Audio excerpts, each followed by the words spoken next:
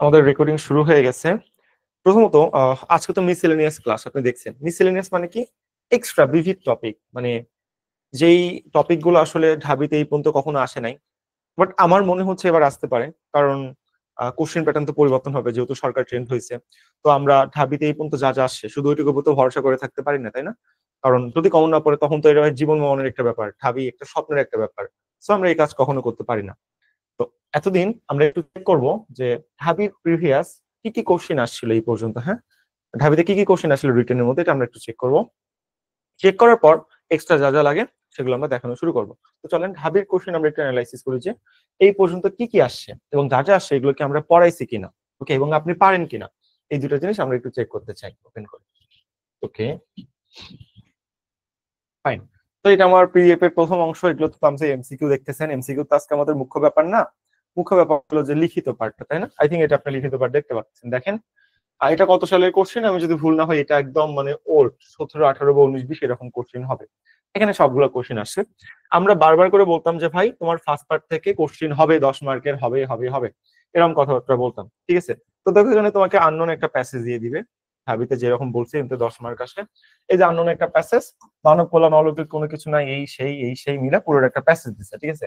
তো প্যাসেজ দিয়ে এবার বলবে তোমার মানে টেক্সট বইয়ের কোনটার সাথে মেলে, এরকম একটা ব্যাপার স্যাপার বলবে। চলো আমরা একটু দেখি, নিচের দিকে যাওয়ার চেষ্টা করি। ওকে, এবার এখানে কোশ্চেন করা শুরু করছে, দেখো। মানব কল্যাণের সঙ্গে মানব মর্যাদার সম্পর্ক কেন অবিচ্ছেদ্য? মানে মানব কল্যাণ আমাদের যেটা আর কি ছিল টেক্সট বইয়ের টেক্সচুয়াল যে ম্যাটারটা সেখান থেকে দিচ্ছে, ঠিক আছে? এই যে মানব কল্যাণের সাথে মানব মর্যাদার সম্পর্ক কেন অবিচ্ছেদ্য।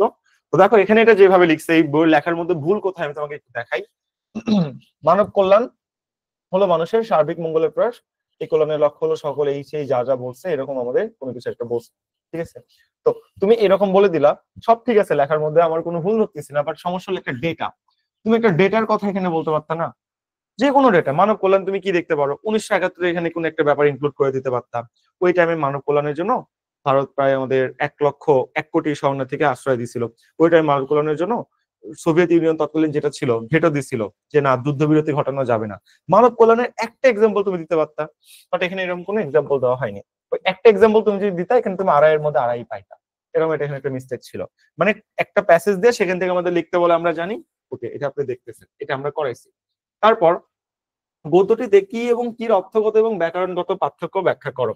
এখন অর্থগত যে পার্থক্য সেটা হলো ওইটা পড়ে তুমি কি বুঝতেছো, কি বুঝতে পারছো, সেটা অনুসারে তোমার লিখতে হবে, ঠিক আছে? আর ব্যাকরণগত হলো যে কোনটা কিভাবে ইউজ হয়। এটা দীর্ঘিকার হয়, এটা নর্মালি কোশ্চেন করার ক্ষেত্রে ব্যবহার করা হয়। আর যেটা রস্বইকার হয়, এটা দ্বারা আবেগ প্রকাশ করে, এটা একটা অব্যয় পদ হয়। অব্যয় কি জিনিস? অব্যয় হলো প্রিপোজিশন, কনজাংশন, ইন্টারজেকশন। ইংলিশে প্রিপোজিশন, কনজাংশন, ইন্টারজেকশনকে বাংলায় একত্রে অব্যয় বলা হয়। প্রিপোজিশন দুটো পার্টকে যুক্ত করে, কনজাংশন দুটো পার্টকে যুক্ত করে, আর ইন্টারজেকশন একটা সেন্টেন্সে আবেগ প্রকাশ করে। যেটা রস্বইকার থাকতো, রস্বইকার, এটা দ্বারা দীর্ঘ না হ্রস্ব কম বোঝানো হয়, এটা দ্বারা আবেগ প্রকাশ করে, এটা একটা অব্যয় পদ। তার উপরে একটা কোশ্চেন প্রকাশ করা হচ্ছে, কোশ্চেন যেহেতু করা হচ্ছে তার মানে কি নাউনের পরিবর্তে বসছে, এটা তোমার সর্বনাম বা বিশেষ্য পদ হইতে পারবে, এরকম ব্যাপার। সেখান থেকে একটা নর্মাল একটা ক্রিয়েটিভ একটা ব্যাকরণিক কোশ্চেন দিয়ে দেয় যে এই যে কি আর কি এর মধ্যে পার্থক্য কি, মার্ক মেবি 1 মার্ক বা 1.5 মার্কের মধ্যে এখানে ছিল। এই যে এটা, ওকে, এটাও প্যাসেজের সাথে রিলেটেড।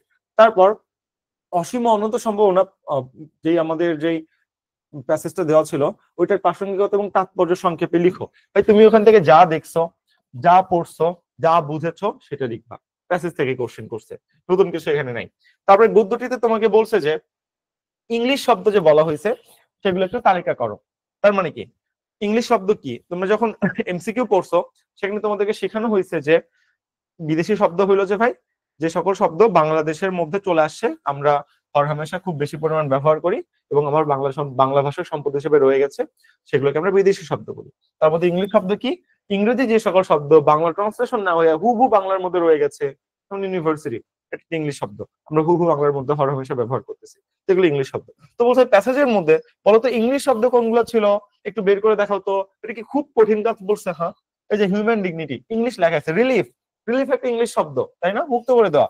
তারপর রি বাংলা দেখেও বোঝা যায় ইংলিশে বুঝতে বুঝতে আর কি। এখানে আসলে এই বাংলায় লিখছে তো রিহেটিবিলিশন এরকম একটা মিনিং ছিল। তো ওটা একটা ইংলিশ শব্দ, সেটা একটা ইংলিশ। রেড ক্রস একটা ইংলিশ, ট্রাইব একটা ইংলিশ, গো টু হিউম্যানিটি একটা ইংলিশ। মানে এটা খুব কঠিন একটা কাজ করছে যে প্যাসেজ দিছে এর মধ্যে ইংলিশ শব্দ কোনগুলো একটু তালিকা করে দেখাও। প্যাসেজ থেকে কোশ্চেন ভাই, কি এমন কঠিন এখানে দিল আমাকে বুঝাও। ওকে, তারপর গৌতম স্মৃতির প্রকাশিত বক্তব্যের সারাংশ দুটি ব্যাখ্যা করো। দুটো সারাংশ দিছিল, ওই দুটো তুমি ব্যাখ্যা করবা। ওখানে পড়ে ভাই তুমি যা বুঝেছো সেটা ব্যাখ্যা করবা। এটা সম্পূর্ণ আনকমন একটা টপিক, তুমি এতদিন যা পড়েছো যা বুঝেছো পদ্য থেকে সেটা জাস্ট ব্যাখ্যা করবা। এখান থেকে 10 মার্ক তোমার ফার্স্ট পার্ট থেকে আসবে, এটা প্রতিবারই আসবে। এবার চলে আসো, আমরা বারবার বলছি হয় তোমার সারমর্ম আসবে অথবা ট্রান্সলেশন আসবে। তোমার কি মনে আছে? এবং বলছিলাম ভাই এগুলো আনকমন, হয় সারমর্ম দিবে নয় ট্রান্সলেশন দিবে, দুটোর মধ্যে যে কোনো একটা নর্মালি দিয়ে দেয়। বা বলতে পারে যে বাক্য শুদ্ধিকরণ, বাক্য শুদ্ধি করে দেখাও। এই দেখো সারমর্ম আসছিল, সারমর্ম তুমি কি বুঝলা সেটা জাস্ট ছোট্ট করে এক্সপ্লেন করতে হয়। সারমর্ম মানে হলো অনেক বৃহৎ একটা জিনিসকে 3 লাইনে এক্সপ্লেন করতে হয়, এটাকে সারমর্ম বলা হয়। ঠিক আছে, ওই যে বললাম না এক্সট্রা টপিক গুলো যেগুলো কোশ্চেন আসতে পারে যে সারমর্ম, এটা আমাদের মিসেলেনিয়াস এর মধ্যে আজকে আছে। আমরা প্রথমে জাস্ট কোশ্চেন অ্যানালাইসিস করতেছি যে কি আসে, তারপর বাকি জিনিসগুলোতে যাব। ঠিক আছে, তারপর একটু আসো, এই যে দিয়ে দিচ্ছে, মানে এটা প্রতিবারের জন্য একটা কোশ্চেন প্যাটার্ন হয়ে গেছে, এমন একটা বাজে অবস্থা। এই যে বানান ভুল, এটা কি আমরা ধরে ধরে শিখাইলাম না সেই দিন ক্লাসে? একটা বাক্যে কত রকমের ভুল থাকতে পারে, সব ভুল আইডেন্টিফাই করে দিলাম। তারপরে তোমার যে বানানগুলো 600টা তোমাকে বানান দেওয়া হইলো, 300টার মতো, এই বানানোর বাইরে কোনো কোশ্চেন আসবে না। আমি তোমাকে এগুলো শিখাইছিলাম, এই যে সব মানুষ কমন পড়তেছে, একটু মনে করো তো এটা বাহুল্য দোষ ছিল না? কতদিন আমি তোমাকে শিখাই, ওই ক্লাসে তোমাকে শিখাইলাম না? কারো তো এই দেখো দুর্গতি বানান, এটা কি ভুল না? আমি তোমাকে যে পিডিএফ দিচ্ছি ওর মধ্যে এই বানানটা ছিল না। এই যে সমীচীন বানান ওই পিডিএফ এর মধ্যে ছিল না, এখন ওপেন করো তো, করে দেখো ওই পিডিএফ এর মধ্যে আছে নাকি নাই, সমীচীন বানানো ছিল। তারপর এই যে তার জন্য অপেক্ষা করা মোটেও সমীচীন হবে না, এই যে একটা ভুল আছে। ওকে, তারপর দেখো এখানে তোমার, এখানে দিছে তোমার অসৌজন্যে তিনি ব্যথিত হয়েছেন। ওকে, দেখো এখানে ভুলটা কি আছে, এই যে ব্যথিত বানান আমরা দেখতেছি একার, ব্যথা বানানে ভুল করে একটা আকার বেশি দিয়ে দিচ্ছে ব্যথিত। ঠিক আছে, আর হয়েছে না, এখানে কি হবে হয়েছেন, কারণ এখানে তিনি ব্যবহার করছো, সম্মানজনক অর্থে ব্যবহার করছো। আমরা বলছিলাম না এগুলো পরিবর্তন হয়, এগুলো কি তোমাকে শেখানো হয়নি? তো দেখো তো, তারপর তুমি কি ধৈর্য ধারণ করতে পারছো না ভাই, কোশ্চিন করতেছে ভাই, হোয়াট চিহ্ন কোথায়, এর এই কি কি দ্বারা আবেগ প্রকাশ করতেছে, তো এটা রস্বইকার হবে, ধৈর্য ধারণ একসাথে বানানো হয়। এই যে ব্যাপার, এই জিনিসগুলো আমরা তো তোমাকে গতদিন শিখাইলাম ভাই, যে দেখো বাক্য শুদ্ধিকরণ তোমার কত রকম ভুল হইতে পারে। প্লিজ এর একটু ক্লাসটা করো, ওই এই তোমাকে যে ভুল ওয়ার্ড গুলো দেওয়া হলে কারেকশন করে পরে এগুলো থেকে তোমার কমন চলে আসবে, একদম হু হু সবগুলো কমন আসছে। এইগুলো তো কমন ফালানো যায়, প্যাসেজ বলছিলাম একটা প্যাসেজ আসে, সারমর্ম আসে, এখন সারমর্ম তুমি কি ঢাবিতে হুবু কমন ফলাইতে পারবা ভাই? তারপর আমি চেষ্টা করবো হুবু কমন ফলানোর। এই জন্য সারাংশ, সারমর্ম, লেটার যেগুলো খুবই প্রেডিক্টেবল, খুবই ইম্পর্টেন্ট, ঠিক আছে, ওইগুলো আজকে আমি আপনাকে দিয়ে দিব। বুঝতে পারছেন? তাহলে আমরা একটা ঢাবির বাংলা কোশ্চেন অ্যানালাইসিস করলাম, মোটামুটি দেখলাম যে আমরা যা শিখছিলাম তার বাইরে কোশ্চেন হচ্ছে না। সমস্যা একটাই, টাইম ম্যানেজমেন্ট। তুমি মাথায় রাখবা 40 মার্কের জন্য 40 মিনিট টাইম, 1 মার্কের জন্য 1 মিনিট টাইম, একদম শর্টকাট কথা। এইভাবে টাইম ম্যানেজমেন্ট করতে হবে। এই জন্য আমরা 11 তারিখ থেকে তোমাদের 10টা মডেল টেস্ট নেবো ঢাবির। হ্যাঁ, সেম প্যাটার্ন, 40 মার্কে 10টা মডেল টেস্ট চলবে, টপিক ওয়াইজ চলবে, মডেল টেস্ট চলবে, সবগুলো চলবে। আমরা টপিক সিলেক্ট করে দিব, রুটিন আপনারা পেয়ে যাবেন আজকে বা কালকে রাতের মধ্যে।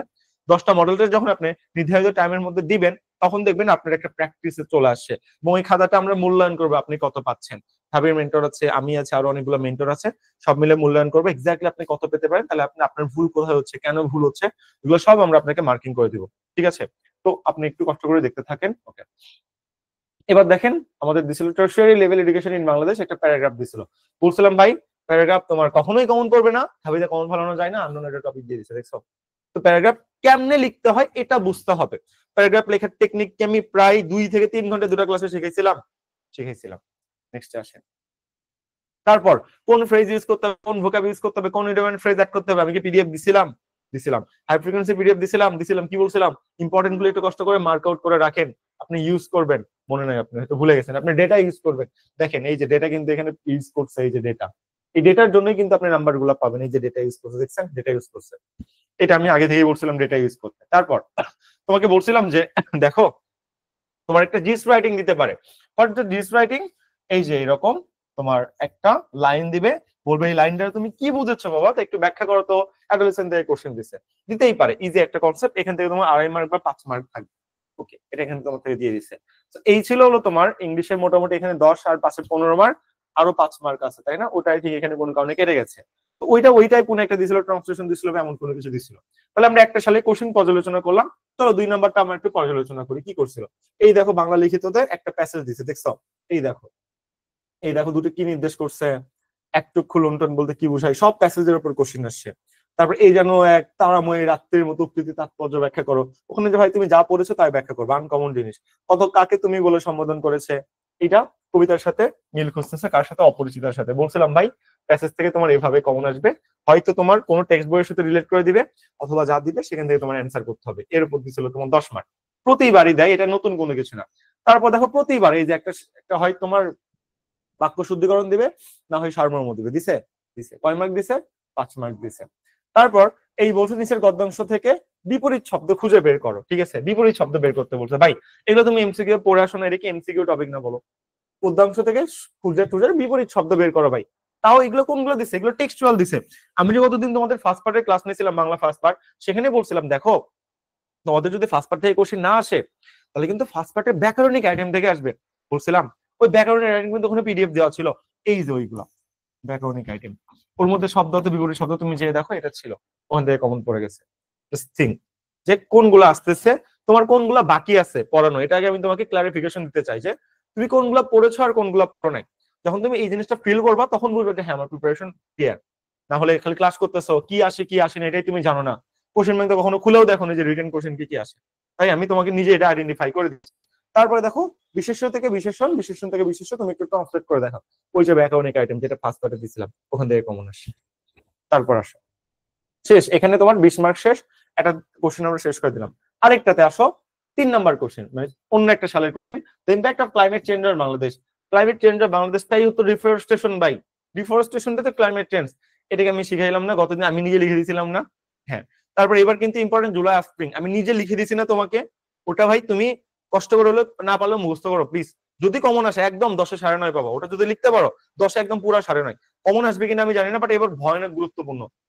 স্প্রিং দেওয়া উচিত, এবার এত বড় একটা আন্দোলন হয়ে গেল, independence 2.0, July spring, July movement, যে কোনো নামে আসতে পারে, উই ডোন্ট নো, বাট যে কোনো নামে এটা আসতে পারে। ওকে, এই দেখো একটা প্যারাগ্রাফ দেয়, সেই প্যারাগ্রাফের মার্ক থেকে হলো 10। চিল্লায় চিল্লায় বলছি ভাই প্যারাগ্রাফ দিবে দিবে দিবে, প্রতিবাদ দেয়। ওকে, তারপর দেখো এখানে কি দিছে, এই দেখো hold fast to dream, for if dream dies, life is a broken wing bird that cannot fly, hold fast to dream, for when dream go, life is a barren field frozen. ভাই তোমাকে কি আমি dream কবিতা এটা পড়াইছিলাম? আমি কি তোমাকে সবগুলো এগুলো এক্সপ্লেন করে দিছি? রিটেন 2টা ক্লাসের মধ্যে ইংলিশের দিছি না, তাই না? তোমার বইয়ের যতগুলো কবিতা আছে আমি বলছিলাম ভাই জিস্ট রাইটিং আসবে আর বাংলা মিনিং আসবে, দেখো দিয়ে দিছে। Okay, read the following poem and explain the sentence. এই যে ফার্স্ট সেন্টেন্সে ব্যাখ্যা করতে বলছে, why you agree or disagree with this point। এখন এটা সবাই এক্সপ্লেন করতে পারবে যে স্বপ্নকে কেন ধরে রাখো, স্বপ্নে চলে গেলে কেন তুমি মরা মানুষের মতো হয়ে যাবা, কিন্তু কেউ এই ড্রিমস কবিতা যে লিখছিল তাই কবির নাম, জন্ম তারিখ, মৃত্যু তারিখ কেউ লিখবে না। আর এটা যখন লিখবে না, এখানেই তোমার ডিফারেন্সটা ঘটবে। তোমাকে আমি বারবার বলছিলাম এক কবির জন্মসাল মৃত্যুসাল দিতে হবে, মাস্ট বি দিতে হবে। কবির সম্পর্কে এক্সট্রা তুমি যত যা দিতে পারো তোমার তত বেশি পাবো, বলছিলাম ওখান থেকে দিচ্ছে দেখো। ওকে, নেক্সটে আসো, জাস্ট দেখো যে কোনগুলো কমন পড়ে কোনগুলো পড়ে না। তো অ্যান্সার সাপোজ এটা একটা দিয়ে দিচ্ছে, মেনে নাও। নেক্সটে আসো। ওকে, এবার তোমার দিছে হলো ওয়ার্ড থেকে সেন্টেন্স মেক করা। ইয়েস, এই এই জিনিসটা আজকে তোমাদের করানো হবে, ওয়ার্ড থেকে সেন্টেন্স কিভাবে মেক করবা। আমি তোমাকে এটা একটা শর্টকাট একটা রিভিউ দিই যে ওয়ার্ড থেকে সেন্টেন্স কিভাবে মেক করা হয়। দেখো সহজ ব্যাপার, হ্যাঁ। ওয়ার্ড তোমার হয় সিন প্যাসেজ থেকে দিবে অথবা আনসিন থেকে দিবে, কই থেকে দিবে আমরা জানি না, 1 নাম্বার কথা। এখন ওয়ার্ড দেখা যায় যে তোমার যদি 5টা দেয়, 5টার মধ্যে 2টা থাকে হলো সিন প্যাসেজ থেকে, 3টা থাকে হলো আনসিন প্যাসেজ থেকে। আনসিন মানে স্যারে যেমনি ইচ্ছা যেখান থেকে ইচ্ছা সেখান থেকে ওয়ার্ডটা দিবে, আর সিন মানে তোমার কবিতার বা বই বা গদ্য টদ্যর মধ্যে থেকে দিবে। আশা করা যায় শর্ট সিলেবাসের বাইরে এটা যাবে না। এখন ওয়ার্ড তোমাকে যেটাই দিক, কবিতা যখন আমি তোমাকে পড়িয়েছি, প্রতিটা কবিতার শর্ট সিলেবাস ফুল সিলেবাস নাই, আমি কি প্রতিটা ওয়ার্ড ভেঙে ভেঙে তোমাকে পড়াইনি বলো? তুমি কি বাংলা মিনিং লিখে নিয়েছো না? বাংলা মিনিং লিখে নিয়েছো। এটা হলো সিন প্যাসেজের ওয়ার্ডের কথা আমি বলতেছি। এবার সবাই আনসিনের কথা বলো। ওই যে হাই ফ্রিকোয়েন্সি ওয়ার্ড 365টার একটা পিডিএফ দিছিলাম, ওইগুলো হলো তোমার আনসিন। যদি আনসিন থেকে আসে ওখান থেকে আসবে, আর যদি সিন থেকে আসে তাহলে বই থেকে আসবে, দুটার মধ্যে যে কোনো একটা। তাহলে ওয়ার্ড গুলো কই থেকে আসবে এটা তোমাকে আমি একটা ধারণা দিলাম, নাম্বার 1। এবার নাম্বার 2, ভাইয়া ওয়ার্ড গুলো লিখবো কিভাবে, সেন্টেন্স কিভাবে মেক করবো। জাস্ট একটা জিনিস মনে রাখবা, কিচ্ছু না কিচ্ছু না, ওয়ার্ড সলভ করার একটাই উপায় হলো একটা শর্টকাট টেকনিক, তোমার যেই ওয়ার্ডই থাক ওটা যে কোনো ভাবে তুমি হিস্ট্রির সাথে অ্যাড করে দিবা।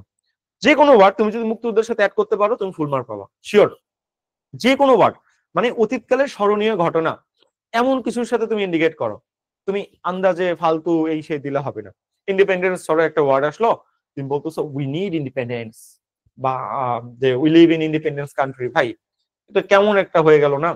বরং এই ইন্ডিপেন্ডেন্স ওয়ার্ডটা দিলে কিছু না, ইন্ডিপেন্ডেন্স 2.0 এর সাথে অ্যাড করো না, 1971 সাথে অ্যাড করো না, যে কোনো একটার সাথে অ্যাড করো, তাহলে তো হয়ে যাচ্ছে, তাই না?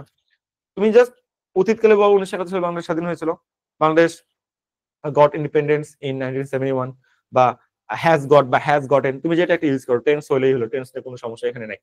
তুমি যে কোনো ওয়ার্ড যদি হিস্ট্রির সাথে অ্যাড করতে পারো তাহলে তুমি 100% ফুল মার্ক পাবে, 1 নাম্বার কথা। যে কোনো ওয়ার্ড তুমি হিস্ট্রির সাথে অ্যাড করবে 1 নাম্বার, ওকে? 2 নাম্বার, ওয়ার্ড থেকে সেন্টেন্স মেক করার 2 নাম্বার ট্রিক্স এটা হলো যে তুমি যদি দেখো ওয়ার্ডটা সিন প্যাসেজের, হ্যাঁ, যেমন ভ্যানিটি, এই যে ভ্যানিটি দেখাই যাচ্ছে যে তোমার ভ্যানিটি কই ছিল, যেটা নিছক ছিল, এটা মিথ্যা। যখন মানুষ স্বপ্ন দেখে, মানুষ ওই ড্রিমস কবিতার প্রথম যে ড্রিমস কবিতার 4 লাইন ছিল সেখান থেকে ছিল ইট ওয়াজ এ ভ্যানিটি, ঘুম থেকে উঠে দেখে যেটা একটা ভ্যানিটি ছিল, নিছক ছিল, এটা মিথ্যা ছিল, তাই না ব্যাপারটা? ওকে, যেহেতু ভ্যানিটি ছিল বা মিথ্যা ছিল, the reason of his failure is his vanity, এটা আমার কাছে খুব একটা অ্যাপ্রোপ্রিয়েট মনে হলো না, এটাতে স্যার মার্ক দিতে পারে, নাও দিতে পারে। তুমি মনে করে দেখো যে পিপল হু ড্রিমস, কি বলতে পারবো, আচ্ছা তুমি এইভাবে বলতে পারো, people who dream the dreams in in sleep, that's a vanity, এরকম তুমি বলে দিতে পারো।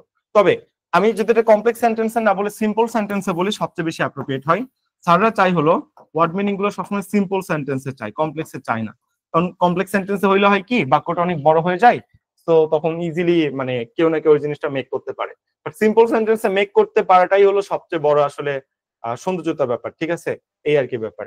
তো তাহলে তুমি এখানে কি বলতে পারো, এটা যদি তুমি সিম্পল সেন্টেন্সে বলতে চাও, people who dream in sleep and and woke up in the morning, that's a vanity, simple সেন্টেন্সে স্ট্রাকচার করে দাও যে ড্রিমিং, ড্রিমিং DRE, এটা তো একদম সহজ, ড্রিমিং স্বপ্ন দেখা, কোথায় স্বপ্ন দেখা, dreaming in in dripping by sleeping, by sleeping is LEE, dreaming by sleeping is a vanity.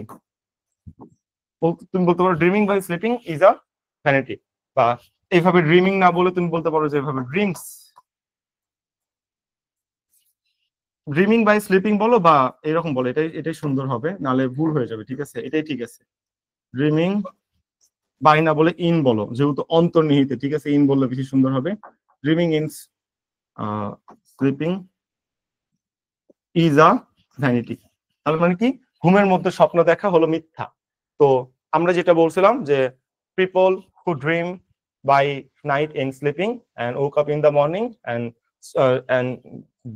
sees that and feels that peruse that it's a vanity, এটা না বলে জাস্ট কমপ্লেক্স সেন্টেন্সটাকে তুমি সিম্পল বানাই দাও, dreaming in sleeping is a vanity, অর্থাৎ ঘুমের মধ্যে স্বপ্ন দেখা বা রাতের মধ্যে স্বপ্ন দেখা, এই জিনিসটা হলো নিচ্ছ। তার মানে কি বললাম, তুমি জাস্ট চেষ্টা করো ওয়ার্ডটা যদি টেক্সচুয়াল হয়, তো যেই টেক্সট থেকে ওয়ার্ডটা আসছে তুমি সেই টেক্সটের সাথে রিলেট করে দাও, ঠিক আছে? 1 নাম্বার কথা, যেগুলো তোমার টেক্সচুয়াল আসবে সেটা তুমি টেক্সটের সাথে যে কোনো ভাবে রিলেট করে দিবা। আর সবসময় চেষ্টা করবো যে সিম্পল সেন্টেন্সে লেখার, কমপ্লেক্স সেন্টেন্স কখনো দিও না, কারণ কমপ্লেক্স দিলে না মার্ক পাওয়ার সম্ভাবনা খুব কম, কারণ কমপ্লেক্স সেন্টেন্সটা অনেক বড় হয়ে যায়, কোনো না কোনো ভাবে অ্যাড করা যায়। তাহলে 3টা কথা বলছি। 1 নাম্বার হলো যদি আউট টপিক হয় হিস্ট্রির সাথে রিলেট করো। তুমি কি বলছো, dreaming in night is a vanity, বলতে পারো, কোনো সমস্যা নাই, dreaming in night is a vanity. আমি নাইট কেন বললাম না, কারণ দেখো ঘুমের মধ্যে স্বপ্ন দেখাটা মিথ্যা, ঠিক আছে? ওই স্বপ্ন কখনো সত্য হয় না, ড্রিমিং ইন নাইট। এখন রাতের বেলা কেউ যদি রাত জেগে জেগে পরিশ্রম করে স্বপ্ন দেখে সেটা তো মিথ্যা হইতে পারে না, এটা কেমন একটা বাস্তবতার সাথে একটা কলিউশন হয়ে গেল না, ক্ল্যাশ হয়ে গেল না? এই জন্য আমি নাইট না লিখে স্লিপিং দিছি, যাতে করে মানে কোনো ঝামেলা না হয়, কারণ বইয়ে স্লিপিং দেওয়া ছিল, আমি টেক্সট বইয়ের সাথে রিলেট করে দিছি। এটা চেষ্টা করবো যে টেক্সচুয়াল ওয়ার্ড গুলো আমরা টেক্সট বইয়ের সাথে রিলেট করে দেওয়ার চেষ্টা করবো ভাই, একদম সহজ কথা। আর টেক্সচুয়াল ওয়ার্ড যেগুলো না, বাইরের ওয়ার্ড, সেগুলো আমি হিস্ট্রির সাথে, অতীতের যে কোনো পরীক্ষা, যে কোনো পরিমাণ হিস্ট্রি, বর্তমানের হিস্ট্রি, ফিউচারের হিস্ট্রি, মানে ইম্পর্টেন্ট ব্যাপার, বাংলা বাংলা মানে বাংলাদেশের জাতীয়তার সাথে রিলেট করে এমন যে কোনো কনসেপ্টের সাথে আমি রিলেট করে দিব, শেষ। যদি রিলেট করতে পারি তাহলে আউটব্রেক ওয়ার্ড গুলো থাকবে, সেগুলো আমি খুবই কম পেয়ে যাবো, মানে মার্ক পেয়ে যাবো, কোনো সমস্যা নেই। 2টা কথা বললাম। 3 নম্বর কথা কি, তুমি অবশ্যই সিম্পল সেন্টেন্সে লিখবা। তোমার 4 নম্বর কথা কি, এটা মোস্ট ইম্পর্টেন্ট। তুমি যদি চাও যে এই যে ইলিমিনেট, এটা একটা ভার্ব, তাই না? তুমি যদি ইলিমিনেট ভার্বকে যে কোনো পার্টস অফ স্পিচে ট্রান্সফর্ম করতে পারবে, কোনো সমস্যা নেই। ইলিমিনেট থেকে ইলিমিনেশন করো, ইলিমিনেটেড করো, ইলিমিনেটিং করো, ইউ ক্যান, তুমি যা ইচ্ছা তাই করো, কোনো সমস্যা নেই, ঠিক আছে? এই ওয়ার্ডকে তুমি পার্টস অফ স্পিচ অনুযায়ী পরিবর্তন করতে পারবা, চেঞ্জ করতে পারবা, কোনো সমস্যা নেই। তাহলে এই 4টা কথা তুমি যদি মাথায় রাখো, তাহলে তোমার এই এই যে ওয়ার্ড টু সেন্টেন্স মেকিং তোমার কোনো সমস্যাই হবে না। আমি সিরিয়ালি চারটা কথা লিখে দিই। 1 নাম্বার, তুমি টেক্সটুয়াল যেই ওয়ার্ড সেটা টেক্সটুয়ালের সাথে রিলেট করে দিবা। 2 নাম্বার, আউট যেই কনসেপ্ট সেগুলো বাংলাদেশের রাজনীতির সাথে যায়, বাংলাদেশের স্বার্থের সাথে যায়, ঠিক আছে, বা হিস্ট্রির সাথে যায়, এগুলোর সাথে অ্যাড করে দিবা। নাম্বার 3, তুমি সবসময় লিখবে হলো সিম্পল বাক্য, কমপ্লেক্স কখনো করিও না। কমপ্লেক্স বাক্য যদি থাকেও সেটাকে সিম্পলে কনভার্ট করে দাও। আমরা যখন এমসিকিউ এর ক্লাস করাইছি আমরা দেখাই নাই সিম্পল কমপ্লেক্স কম্পাউন্ড কিভাবে কনভার্ট করতে হয়। জাস্ট দুটো ফাইনাইট ভার্বের মধ্যে প্রিন্সিপাল অংশ ঠিক রাখতে হয়, আর যেটা আমার সাবঅর্ডিনেট অংশ সেটা সাবজেক্ট তারপর বাদ দিতে হয়, ভার্ব বাদ দিতে হয়, দিয়ে জিনিসটা নন ফাইনাইটে কনভার্ট করতে হয়। জাস্ট এতটুকু, এর বাইরে কিছু করতে হয় না। যাই থাক তুমি সিম্পল সেন্টেন্সে কনভার্ট করো ভাই, সিম্পল। ফাইনাইট ভার্ব একটা রাখো, নন ফাইনাইট ভার্ব যতগুলো ইচ্ছা রাখো, শেষ। ওকে। নাম্বার 4, তুমি যদি চাও ওয়ার্ড গুলোকে কি করতে পারো, পার্টস অফ স্পিচের মধ্যে ট্রানজেকশন ঘটাতে পারো, মানে নাউন থেকে অ্যাডজেক্টিভ, অ্যাডজেক্টিভ থেকে adverb, it can be anything. এটা করলে বরং স্যার আরো খুশি হয় যে আল্লাহ ছেলেটা জানে বা মেয়েটা জানে যে কিভাবে ট্রান্সলেট করতে হয়, তার এটা খুশি হয়। তাহলে পার্টস অফ স্পিচের interchange possible, parts of speech interchange জিনিসটা পসিবল, ঠিক আছে। 4 নাম্বার। আর 5 নাম্বার ইম্পর্টেন্ট কথা, এটা আসলে বলতে হয় না এত কিছু বলার পর, এটা হলো তুমি চিন্তা করবা যে এই যে ওয়ার্ডটা দিছে বাক্য মেক করতে, ঠিক আছে, এই জিনিসটা তুমি কখনো 3 ওয়ার্ডের মধ্যে সলভ করবে না, ঠিক আছে। 3 ওয়ার্ডের মধ্যে বা 4 ওয়ার্ডে সলভ করবে না। 3 ওয়ার্ডে সলভ করা মানে তুমি সেখানে ডেটা অ্যাড করতে পারলা না, তাহলে খুব একটা বড় সমস্যা, বুঝছো? এই আর কি ব্যাপার, এই জিনিসটা তুমি একটু মাথায় রাখবা। এটা হলো তোমার 5 নাম্বার কথা। লাস্ট 6 নাম্বার যে পয়েন্ট, এটা আরো স্পেশাল পয়েন্ট। হ্যাঁ, এটা যদি করতে পারো তাহলে মনে করো মার্ক তোমার কেউ আটকাইতে পারবে না। কি জানো, তোমার যদি ওয়ার্ডটা দেয়, ওয়ার্ডের সাথে একটা জিকে অ্যাড করো, ঠিক আছে, একটা ডেটা অ্যাড করো, যে কোনো একটা। এই যে ভ্যানিটি নিচক ছিল, এটা তোমার টেক্সচুয়াল জিনিস, টেক্সটের সাথে অ্যাড করে দিছো, তোমার খুব একটা সমস্যা এখানে হলো না, ঠিক আছে। কিন্তু যদি এখানে ইন্ডিপেন্ডেন্স দিত, স্বাধীনতা যেটা বললাম, তুমি হিস্ট্রিতে অ্যাড করছো, আর ভুল করেও যদি ভোক্যাব অ্যাড করতে পারো, ভোক্যাব না সরি কি বলে, হ্যাঁ, ভুল করে যদি এসে তুমি ডেটা বা জিকে অ্যাড করতে পারো, উফ, তাহলে মার্ক কাটার কোনো সম্ভাবনাই নাই, শেষ। 6 নাম্বার একদম প্রো লেভেলের টিপস, এটা হলো যে তুমি এখানে একটা জিকে অ্যাড করো, জিকে জিকে। এই 6টা জিনিস যদি মাথায় রাখতে পারো তাহলে তোমার সমস্যা নেই। তোমার এই দুইটা হলো স্পেশাল টিপস। কোন দুইটা? 5 নাম্বারটা আর 6 নাম্বারটা, এটা হলো স্পেশাল টিপস, এটা সবার জন্য না, বাট প্রথম 4টা সবার জন্য। একবার টেক্সচুয়ালটা টেক্সচুয়ালের সাথে অ্যাড করো, বাইরেরটা তুমি হিস্ট্রির সাথে অ্যাড করো, সিম্পল সেন্টেন্সে লেখো, পার্টস অফ স্পিচ ইন্টারচেঞ্জ করতে পারবা। তারপর হলো 3 ওয়ার্ডের কখনো এই তুমি ওয়ার্ড মিনিং বানায়ো না বা সেন্টেন্স মেকিং বানায়ো না। 6 নাম্বার প্রো টিপস হলো যদি পারো জিকে অ্যাড করো ভাই, উফ, খুবই খুশি হয়ে যাবে স্যার। মানে জিকে যদি অ্যাড করতে পারো আর তুমি এই 6টা পয়েন্ট মুখস্থ করো, তুমি যখন এই 6টা পয়েন্ট আমি যেটা বললাম মুখস্থ রাখবা, অটোমেটিক্যালি তোমার ভেতর থেকে ওয়ার্ড থেকে ট্রান্সলেশন মেক হয়ে আসবে, কারণ তোমার ব্রেন জানে তোমার কি করতে হবে এই ওয়ার্ডকে নিয়ে। ব্রেনকে কোনো কমান্ড দিতে হচ্ছে না, ব্রেনের মধ্যে জিনিসটা আগে থেকেই আছে, তো ব্রেন অটোমেটিক্যালি তখন তোমার ওয়ার্ড থেকে সেন্টেন্স মেক করতে পারবে। একটু চেষ্টা করলে বা একটু ফিল করলেই পারবে আমি কি কথাটা বললাম। সো এই হলো তোমার ওয়ার্ড থেকে তুমি সেন্টেন্স কিভাবে মেক করবা। ওকে, আর বললাম তো ওয়ার্ড গুলো কই থেকে কমন পাবা, যেগুলো তোমার মানে টেক্সচুয়ালের বাইরে ওয়ার্ড, ওই হাই ফ্রিকোয়েন্সি ওয়ার্ড থেকে কমন পাবা, আর যেটা টেক্সচুয়াল ওয়ার্ড সেটা টেক্সচুয়াল থেকে কমন পাবা। আমি তোমাকে প্রতিটা কবিতা এক্সপ্লেন করে দিছি, প্রতিটা ওয়ার্ড মিনিং আমি বলে দিছি। তুমি যদি বলো ওয়ার্ড মিনিং পারি না ভাই টেক্সচুয়ালের, তাহলে এটা মানা যায় না, বুঝছো? টেক্সচুয়ালের বাইরে তুমি যেটা পারি না বলবা সেটা ওই ওই পিডিএফ থেকে তুমি কমন পাবা। আর ভাইয়া প্যাসেজ থেকে যদি ওয়ার্ড আছে তখন কি করবো? ওকে, প্যাসেজের ওয়ানলি কি পড়বো বলো তো? মানে শর্ট সিলেবাসটা পড়বো। এই শর্ট সিলেবাসের তুমি যখন এমসিকিউ গুলো সলভ করেছিলা, তোমাকে আমি বলছি যে প্যাসেজটা আমরা পড়াবো না, শুধু কবিতাটা পড়াবো। ওই প্যাসেজে তুমি যখন এমসিকিউ গুলো সলভ করেছিলে, ওখানে দেখবে যে তোমার ওয়ার্ড মিনিং গুলো দেওয়া আছে, তুমি সেখান থেকে ওই ওয়ার্ড মিনিং গুলো কমপ্লিট করে নিতে পারবা। এবং আমি যে তোমাকে পিডিএফটা দিয়েছিলাম প্যাসেজের, তুমি ওটা ওপেন করে দেখবা, ওটার মধ্যে প্যাসেজের তোমার যে ওয়ার্ড মিনিং এর পিডিএফ ওয়ার্ড মিনিং গুলো আছে সেগুলো কিন্তু ওখানে দেওয়া আছে। বুঝতে পেরেছো? এই হলো তোমার ওয়ার্ড থেকে সেন্টেন্স মেকিং এর টিপস। আমি জানি না কারা এটা কিভাবে কতটা কঠিন ভাবে নাই, এটা সহজ একটা কনসেপ্ট। এই এই জিনিসগুলো মাথায় রাখবে, তাহলেই হবে। হিস্ট্রির সাথে রিলেট করবা, টেক্সট বইয়ের সাথে রিলেট করে দিবা, আর 3 ওয়ার্ডে কখনো লেখো না, সিম্পল সেন্টেন্সে লেখার ট্রাই করো, এবং চেষ্টা করো যে একটু পারলে ভোক্যাব যদি অ্যাড করতে পারো আর পার্টস ইন্টারচেঞ্জ করতে কোনো সমস্যা নেই, স্যার আরো খুশি হয়। এই 6টা জিনিস মাথায় রাখবা তুমি ওয়ার্ড থেকে সেন্টেন্স মেকিং এর ক্ষেত্রে। ওকে, আসো নেক্সট আসো। আবার দিয়ে দিছে দেখো, তোমাকে দিচ্ছে 1 নাম্বার 2 নাম্বার, এটা তো দেখতেছি যে এটা আমাদের এমসিকিউ, ওটা বাদ দাও, লিখিত অংশে চলে আসো। এই দেখো রুশিলা বাসক ত্রাস একদম কমন, দেখছো? ডিভিশনের প্রতি মেঘনাথ থেকে দিচ্ছে। বলতে পারো ভাইয়া আমাদের তো এটা তো শর্ট সিলেবাসের বাইরে। আমি তোমাকে কি বলছিলাম বলো তো, কেন শর্ট সিলেবাসের বাইরে? আমি তোমাকে কবিতা সবগুলো পড়াইনি বলো, আমি কি কবিতার ক্ষেত্রে কোনো শর্ট ফুল বলছিলাম না, কবিতা তো আমি তোমাকে সবগুলোই পড়াইছি না বলো। হ্যাঁ, আর ইএফটি কখন নেওয়া হয়েছে?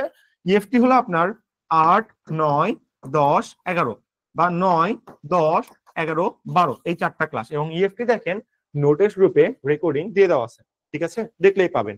আর আজকে যখন আমাদের এই ক্লাসটা হয়ে যাবে আমরা সবগুলো ক্লাস আবার সাজায় আপনাদের নোটিশ গ্রুপে দিয়ে দিব, আপনাদের কোনো টেনশন করতে হবে না, ঠিক আছে। ওকে, এই যে দেখেন এখান থেকে হুবহু কমন, এইটা যারা আমাদের রিটেন করছে তাদের আমরা বলছিলাম দেখো ফার্স্ট পার্ট এমসিকিউ এর জিনিসপত্র, এটা আমরা কি বলে রেকর্ডিং দিয়ে দিছিলাম যে তোমরা যারা কবিতা এখনো পড়নি কষ্ট করে পড়ে নাও, এখান থেকে কিন্তু ভেতর থেকে কোশ্চেন আসে ভাই, 10 মার্কের কোশ্চেন আসে দিয়ে দিছি। এই দেখো বাক্যতে জাতি, এই তুমি যদি আমার ওই কবিতা এক্সপ্লেনেশনটা পড়ো এগুলো অটোমেটিক্যালি এক এক পারবা অটো, জাস্ট আমি যেভাবে এক্সপ্লেন করতেছি ওটা দেখতে হবে। যারা আমাদের ওটা দেখো না এখনো প্লিজ দ্রুত কমপ্লিট করে নাও, লেট করিও না, খুব বড় রকম সমস্যা হয়ে যাবে না হলে। সেম এখান থেকে তোমার 4টা কোশ্চেন দিচ্ছে, 4টা কোশ্চেনে দেখো তোমার 10 মার্ক, ঠিক আছে। এই দেখো সারাংশ দিচ্ছে, প্রতিবারই দেয়, কোন বাদ দেয় না। এই যে প্রয়োগ অপপ্রয়োগ মানে কোন বানানগুলো ভুল আছে ভাই, একদম কমন কনসেপ্ট, কোন বানানগুলো ভুল আছে এগুলো তোমার এখানে বের করলে হবে, বিরাম চিহ্ন স্থির করো, বানান সংশোধন করো, মানে আমরা ওই যে বানান তোমাদের যে বলছিলাম যে বাক্য শুদ্ধিকরণ ওই কনসেপ্ট থেকে এটা তোমার কমন আছে। ওকে, তারপর ইংলিশ আবার আসো। কোভিড-19 বুঝতেই পারতেছো আমাদের বেস্ট কনসেপ্ট কি ছিল এই 2020-21 সেশনে, কোভিড-19 কোশ্চেন আসছে। তাহলে এবার তুমি বোঝার চেষ্টা করো যে তোমারই ইন্ডিপেন্ডেন্স 2.0 বা জুলাই রেভলিউশন আসার সম্ভাবনা কত?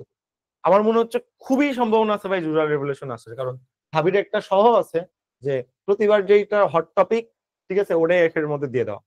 জুলাই রেভলিউশনটা ভালো করে শেষ করতে হবে। আমি কিন্তু প্যারাগ্রাফের ক্লাসের মধ্যে নিজে লিখে দিয়েছিলাম যেটা অনেক বেশি ইম্পর্টেন্ট। তো ওটা একটু দেখে নিও, আর নিজের মধ্যে থেকে আনার চেষ্টা করো, মুখস্থ করিও না।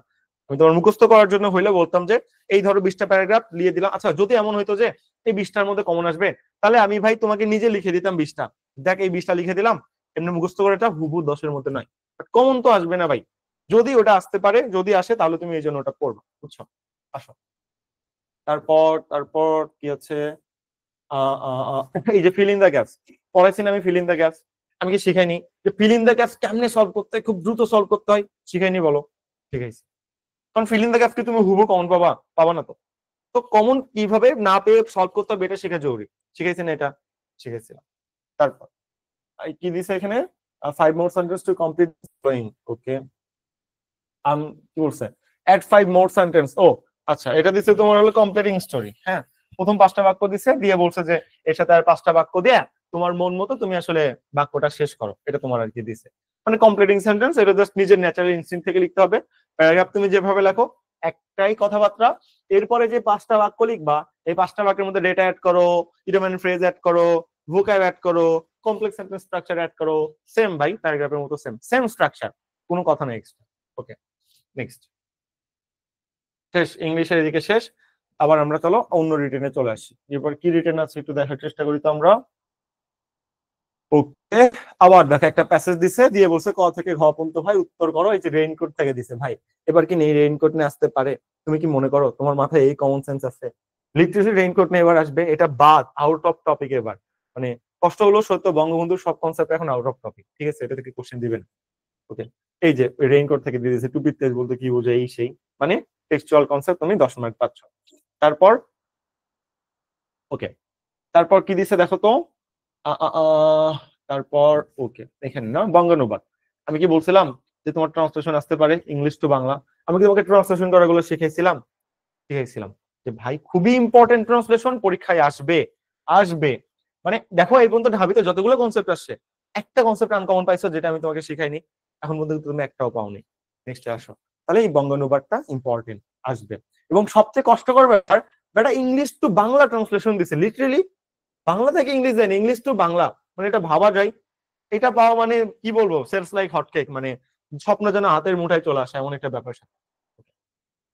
নেক্সট আসো, তারপর বাক্য গঠন করো, সেম ওয়ার্ড দিছে, ওয়ার্ড দিয়ে বাক্য গঠন করতে বলছে। ভাই এটা তো আরো সহজ, বাংলার বাক্য গঠন তোমার শিখাইতে হবে, সেম ভাই হিস্ট্রির সাথে রিলেট করে দাও, শেষ, সেম ব্যাখ্যা, সিম্পল সেন্টেন্সে লেখো, হিস্ট্রির সাথে রিলেট করে দাও, টেক্সচুয়ালের সাথে রিলেট করো, বাইরেটা হলে হিস্ট্রির সাথে রিলেট করো, এর মধ্যে তুমি ডেটা অ্যাড করার চেষ্টা করো। আর এটা কি 2-3 ওয়ার্ডে কখনো করিও না, বড় ওয়ার্ডে করো, শেষ। সেম সেম ইনস্ট্রাকশন বাংলা ইংলিশের জন্য। নেক্সট, এরপর কি আছে? 7ই মার্চের ভাষণ। তোমার কি মনে হয় এবার 7ই মার্চের ভাষণ আসবে? আসবে? আসবে না ভাই, কখনো আসবে না, সম্ভবই না। ওকে, 7ই মার্চের ভাষণ স্কিপ করো। তারপর দেখো এই যে কি দিছে, তোমার ফিল ইন দ্য গ্যাপস দিছে, ফিল ইন দ্য গ্যাপস তোমার কমপ্লিট করতে হবে, ঠিক আছে। তারপর কি দিছে, এই দেখো ওয়ার্ড থেকে সেন্টেন্স মেকিং, সবগুলো দেখতেছি টেক্সচুয়াল ওয়ার্ড, তো টেক্সচুয়াল ওয়ার্ড গুলো টেক্সচুয়ালের সাথে অ্যাড করে দিবা, এই তো। ওকে, তারপর তারপর তারপর কি আছে? আচ্ছা, 22-23-এর কোশ্চেন এটা, হ্যাঁ।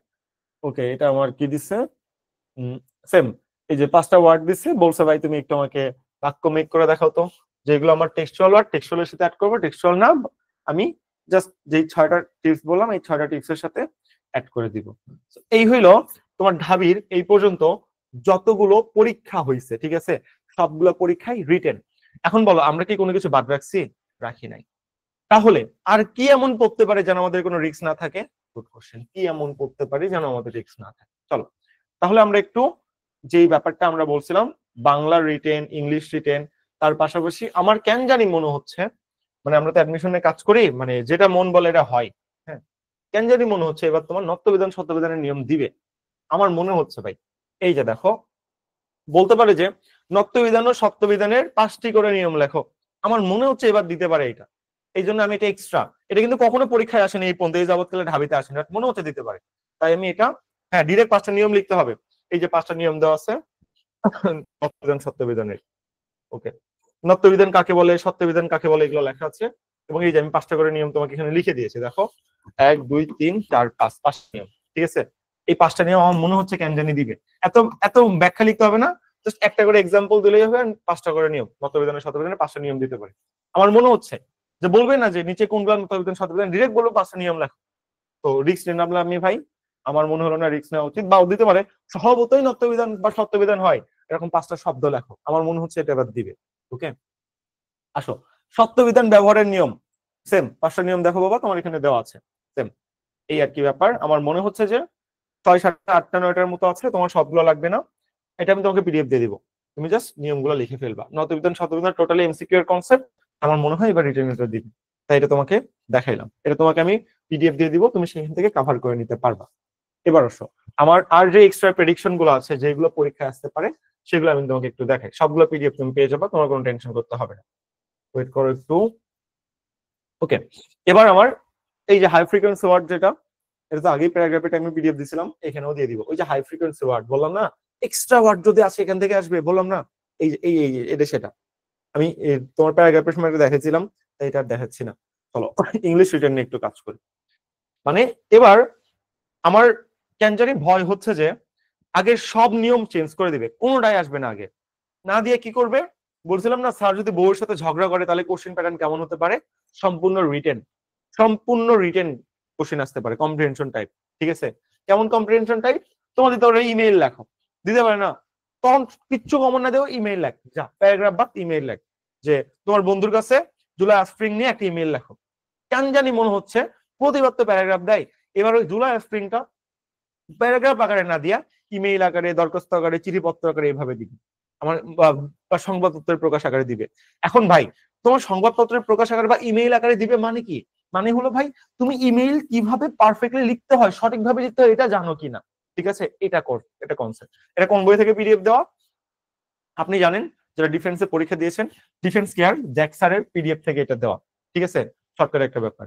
ওকে, জ্যাকসারের পিডিএফ এর সবচেয়ে বড় যে সুন্দরতম ব্যাপার, ওনার ডিফেন্স একাডেমির বই দেখেন, এই যে হেলমেট বই থেকে আমি পিডিএফটা নিছি, আমি তো আইসিএসবি দিছিলাম, তো আইসিএসবি যেহেতু একটা ফর্মাল সেক্টর, এখানে সবচেয়ে বড় ম্যাটার হইলো যে আপনি কতটুকু লিখছেন এটা ম্যাটার না, মানে আইসিএসবি 4 দিনে আর কি, আপনি পারফেক্ট নিয়ম স্ট্রাকচার ঠিক রাখতে পারছেন কিনা এটা ম্যাটার।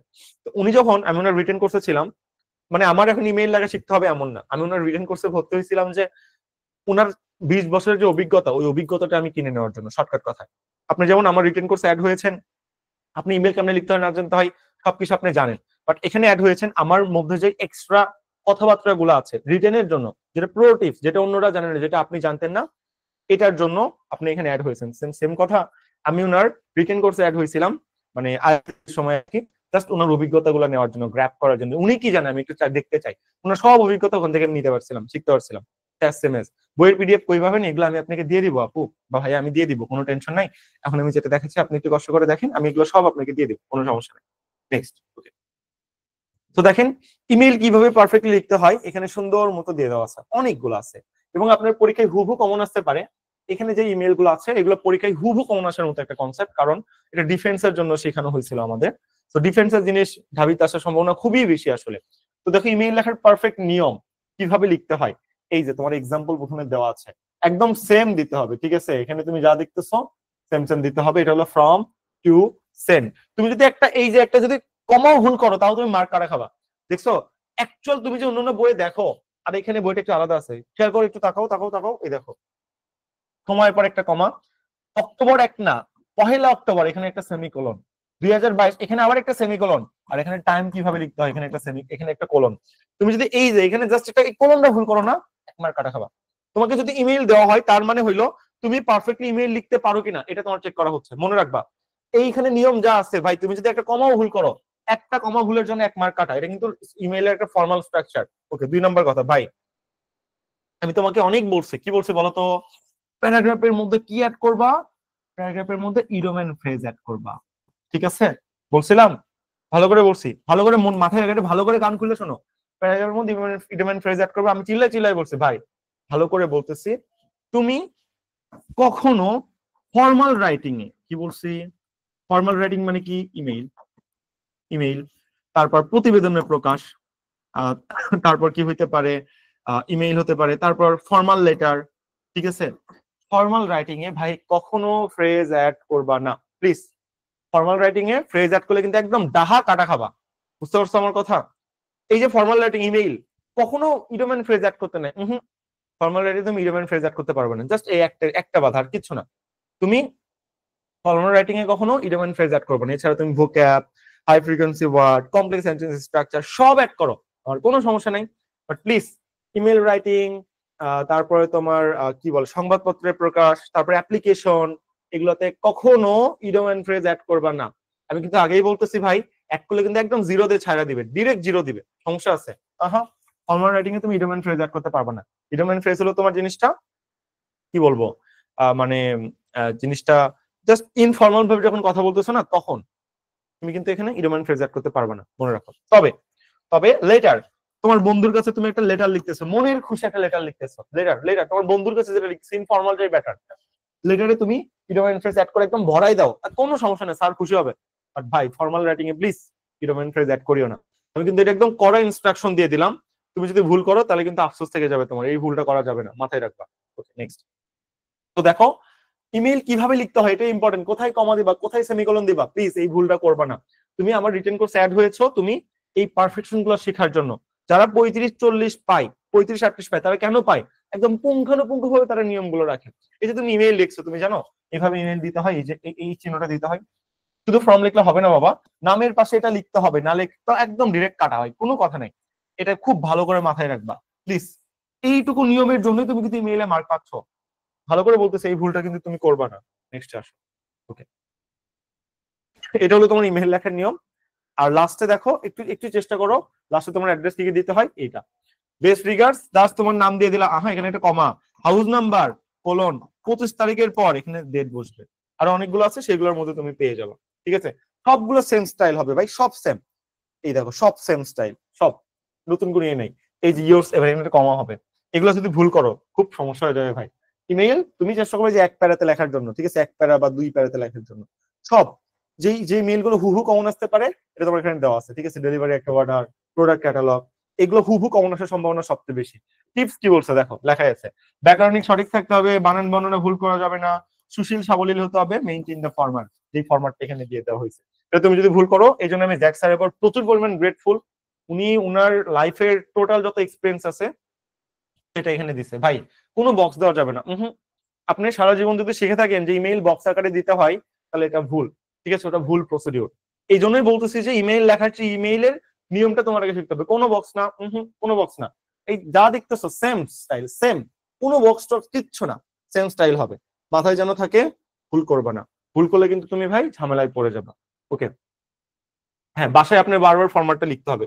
তুমি যদি এখানে একটা কমাও ভুল করে, যে কমা একটা কমার জন্য ইমেইলে তুমি 1 মার্ক করে কাটা খাবা। আমি তোমাকে আগেই বললাম, হয় 1 মার্ক নয় হাফ মার্ক, একটা কমার জন্য কাটা খাবা। সো ভুল করিও না। ভুল করার জন্য কিন্তু আমি তোমাকে শেখাচ্ছি না। আসবে কিনা আমি জানি না, বাট যদি আসে তুমি সবার চেয়ে একদম টপার লেভেলে থাকবা, আগাই থাকবা। এটা কিন্তু সবাই শেখায় না। অবশ্যই 1 পেজে ইমেইল কোনোভাবে 2 পেজে যাওয়া যাবে না, এটা আমার বলতে হয়। অবশ্যই 1 পেজে, 100% 1 পেজে লিখতে হবে। 1 পেজের বাইরে যাওয়া যাবে না। এখানে তোমার যতগুলো ইমেইল আসতে পারে দেখো, আমি তোমাকে সবগুলো দিয়ে দিয়েছি। সেখান থেকে তোমাকে এগুলো দিয়ে দিব, তুমি লিখবা। এবার আসলে লেটার রাইটিং, ঠিক আছে? চলো আমরা এবার একটু লেটার রাইটিং শিখবো। লেটার রাইটিং শিখবো। লেটার এখানে আছে না? জাস্ট রাইটিং কনসেপ্ট আমি তোমাকে একটু শিখাই, কোনগুলো ভুল হয়। ওকে, দেখো আমরা লেটারে কি করি বলতো? আমেরিকান স্টাইল ফলো করি। আমেরিকান স্টাইলটা কি? এই যে এই সাইড থেকে শুরু করা ভাই। ওইখানে লিখলে তুমি 2 মার্ক কাটা খাবা, প্রথমেই 1-2 মার্ক কাটা। কেন? তোমার লেটার যখন লিখবা এটা এই সাইডে লিখতে হয় ভাই। কোন সাইডে? বাম সাইডে। এটা ডান সাইড না, ডান সাইডে লিখতে হয়। কখনোই বাম সাইডে লিখতে নাই। আমি জানি না তুমি এতদিন কি শিখে আসছো, তোমার টিচার তোমাকে কিভাবে মূল্যায়ন করেছে আমি জানি না, বাট একটা ঢাবির টিচার কিন্তু জানে কোনটা কোন সাইডে কোথায় কমা দিতে হয়। এক ভুল করলেই কাটা। এই জন্য সব ভালো স্টুডেন্ট যাই কত মার্ক পাচ্ছে, 11 পাচ্ছে, রিটেনে 12 পাচ্ছে, এই যে এই ভুলগুলো করে। এই ভুলগুলো করা যাবে না, মাথায় রাখবেন। ওকে ফাইন, আমরা একটু নেক্সটে আসি। এটাই তো নিয়ম, এছাড়া এখানে আর কোনো নিয়ম নাই। তোমার নিয়মটা শিখে এখানে কথা, ঠিক আছে? কমা কোথায় দিতে হয় দেখো, ভুল করবো না। হ্যাঁ, কমাটা মধ্যে দেওয়ার জন্য ভুল করা নাই, এখানে কিন্তু কোনো কোলন টোলন নাই। এই ভুলগুলো কিন্তু করা যাবে না। ওকে, দেখো, দেখার একটু চেষ্টা করো। নেক্সটে যদি আমরা একটু চলে আসি।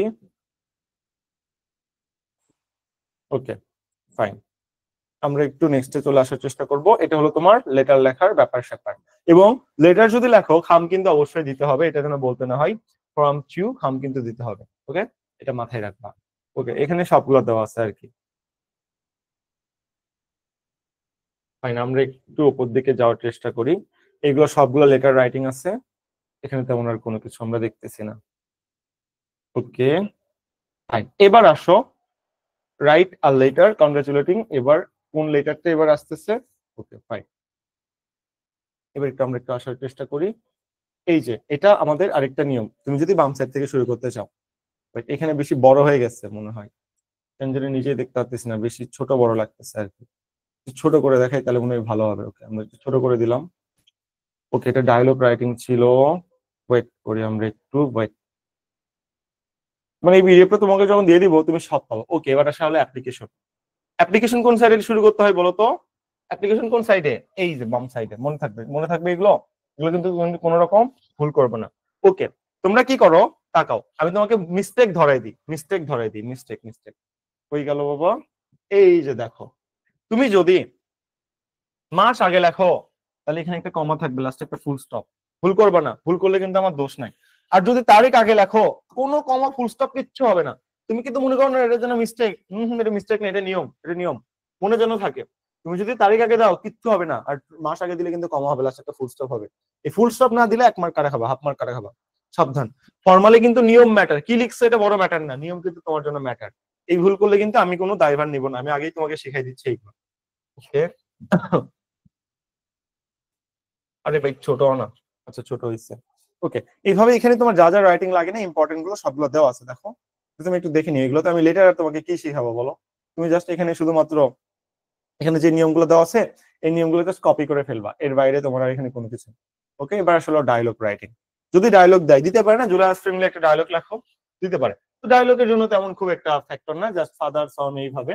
এবং তুমি খেয়াল রাখবা যে ডায়লগের জন্য এই যে কোলন ইউজ করতে, হ্যাঁ এই কোলনটা ইউজ করতে, এটা একটু মাথায় রাখবা, এটা জানা হয়। এই জিনিসটা তুমি কখনো মিস্টেক করবে না, এই জিনিসটা মিস্টেক না করলেই হবে। ওকে, আসো, এটা হলো ডায়লগ রাইটিং ছিল। তারপর এগুলো সবগুলো ডায়লগ রাইটিং। মানে এরকম তোমার রিটেনের যা যা নিয়ম থাকতে পারে বুঝছো, সব নিয়মগুলো এখানে আমরা দিছি। ওকে, আমরা একটু ছোট করার চেষ্টা করি। ওকে, এবার দেখো প্যারাগ্রাফ। হ্যাঁ, প্যারাগ্রাফ ইম্পর্টেন্ট যে প্যারাগ্রাফ গুলো থাকতে পারে, মানে তোমার আউট অফ কনসেপ্ট যেগুলো থাকতে পারে সেগুলো এখানে তোমার দেওয়া আছে। এই যে প্যারাগ্রাফ রাইটিং, প্যারাগ্রাফ তো তোমাদের আমি সাজেশন দিছি। তো এখানে এক্সট্রা জিনিসগুলো দেওয়া আছে, এটা প্যারাগ্রাফ না, এগুলো অ্যাকচুয়ালি এসে রাইটিং। এখান থেকে তুমি যদি কোনো কনসেপ্টের ডেটা প্রয়োজন হয় তুমি ডেটা নিতে পারো। দেখো এই জিনিসটা আমি স্যারের থেকে শিখছিলাম। দেখো এই যে কত ডেটা অ্যাড করছে, দেখো কত ডেটা। তোমাকে অন্যটা কেন বেশি আগায় রাখবে? ডেটা, ডেটা, এই যে ডেটা দেখো, ডেটা দিয়ে ভরপুর, পুরো সব ডেটা। বেশিরভাগ তুমি ডেটা পাবা এই এই লেখাগুলোর মাঝে। তো ডেটা যত অ্যাড করো তোমার জন্য তত ভালো, এটা যেন মাথায় থাকে, এটা তুমি কখনো ভুল করিও না। হ্যাঁ, এই যে সবগুলো এখানে দেওয়া আছে, এগুলো প্যারাগ্রাফ চলতেছে আর কি। হ্যাঁ, এরকম তোমার যতটুকু প্রয়োজন তুমি শুধু নিয়মগুলো দেখে নিবা, তোমার নিজের মতো করে লিখবে। এই দেখো ডেটা, সব ডেটা, ডেটা ছাড়া এখানে কোনো কথা নাই। এই যে ডেটা দেওয়া আছে, সব ডেটা। তো এতটুকু ছিল আমার মোটামুটি ইংলিশের রাইটিং যা যা কনসেপ্ট আছে আপনি দেখতেছেন এখানে। আসলে এর বাইরে এক্সট্রা কিছু না।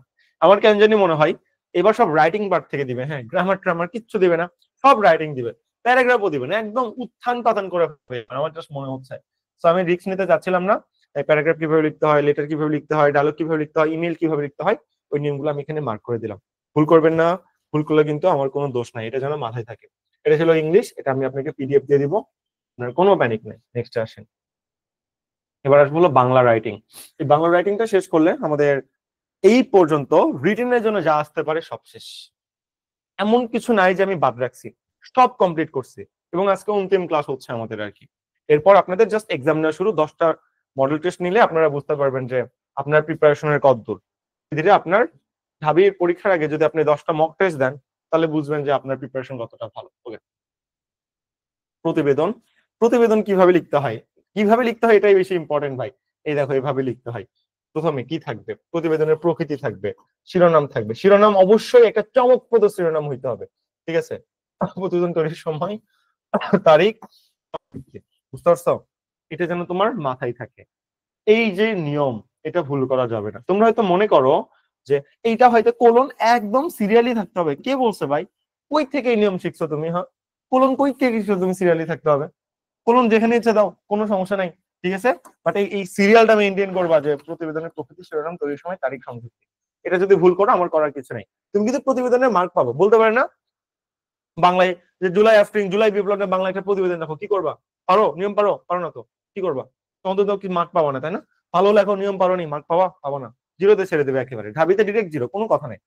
আর ইনস্ট্রাকশন একটাই ভাই, প্যারাগ্রাফ যে আপনি লিখছো, ডেটা অ্যাড করো, ভোকাব অ্যাড করো, নতুন একটা কাব্যিক স্টাইলে লেখো, তত বেশি মার্ক পাবো। Same instruction. এই যে তোমার এখানে দেওয়া আছে টাইপ গুলো যে কিভাবে লিখতে হবে, ঠিক আছে? এখানে আমি তোমাকে টাইপ দেখাই দিলাম। নেক্সটে আসো, তাহলে প্রতিবেদন শেষ। প্রতিবেদনের পর নেক্সট জিনিস কি আছে আমরা একটু আসি হলো পত্রে লেখুন, ঠিক আছে? এই যে পত্র কিভাবে লিখবা দেখো, একদম এগুলো যদি ভুল করো, উফ, কি যে কাটা খাবা, উফ, বুঝতে পারতেছো না? এই যে দেখো নিয়ম লেখা আছে সুন্দর মতো, তারিখ কোথায় দিতে হয়, এই যে কোথায় কমা দিতে হয়, কোথায় হাইফেন দিতে হয়, কোথায় কমা দিতে হয়, কোথায় স্পেস দিতে হয়, সব লেখা আছে। এই দুইটার মধ্যে তোমার যে কোনো একটা ফরম্যাট ফলো করতে হবে। এখন তুমি যে কোনো ফরম্যাট ফলো করলে তারা হবা, এটা হলো লেখার নিয়ম। এই ফরম্যাটের বাইরে তুমি লিখতে পারবা না, এটা একদম ফর্মাল ফরম্যাট, বুঝতে পারছো? এই ফরম্যাটের বাইরে যাওয়া যাবে না। তোমাকে এখানে ফরম্যাট শেখানো হচ্ছে ভাই, লেখা শেখানো হচ্ছে। ওকে, এই যে দেখো তোমাকে আমরা, তাহলে তুমি জিনিসটা এখানে বুঝতে পারতেছো। এই যে ব্যক্তিগত পত্র, পত্র লিখতে বলছে, পত্র মানে কোন সাইডে, ডান সাইডে হবে, বুঝতে পারতেছি আর কি। তো এই আর কি হলো ব্যাপার, এটা যেন কখনো ভুল না হয়। নেক্সটে আসো।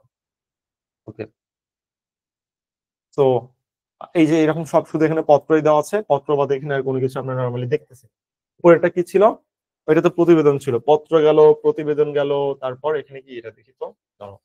মানে এখানে সবগুলো দিয়ে আছে, তোমাকে দিলে তুমি দেখতে পারবা।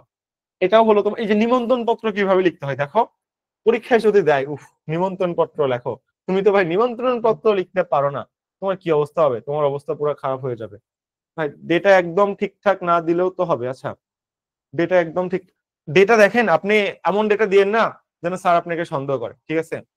ঢাবির একটা টিচারে আপনার খাতা দেখতেছে, একটা টিচার কিন্তু সব খাতা দেখবে, এই জন্য টাইম লাগে। এখন তুমি যদি ডেটা ভুল ভাল দাও, স্যার যদি ধরতে পারে, একদম খারাপ, অবস্থা খারাপ। এই দিক ওই দিক যদি করা হয় তাহলে স্যার কোনো কিছু বলবে না, ঠিক আছে? জিকে কি বাংলায় দেওয়া যাবে?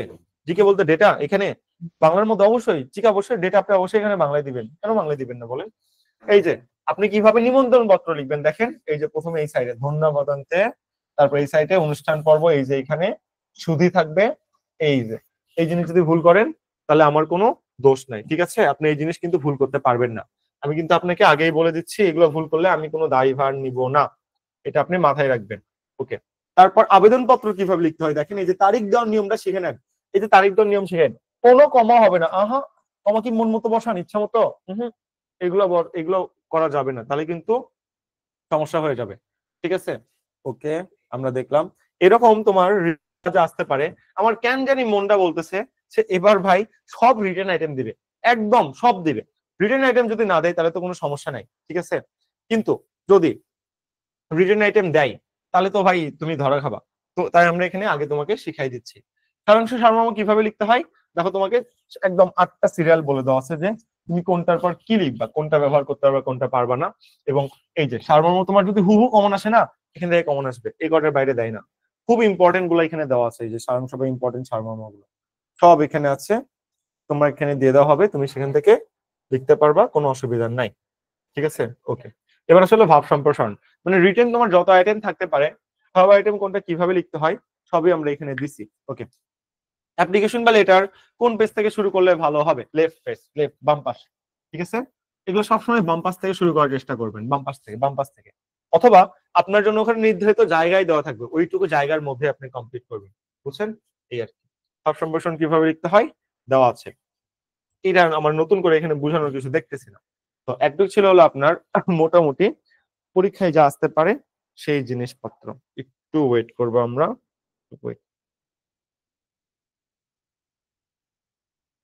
একটু ওয়েট, জাস্ট আ সেকেন্ড, আমি একটু ইম্পর্টেন্ট একটা কনসেপ্ট।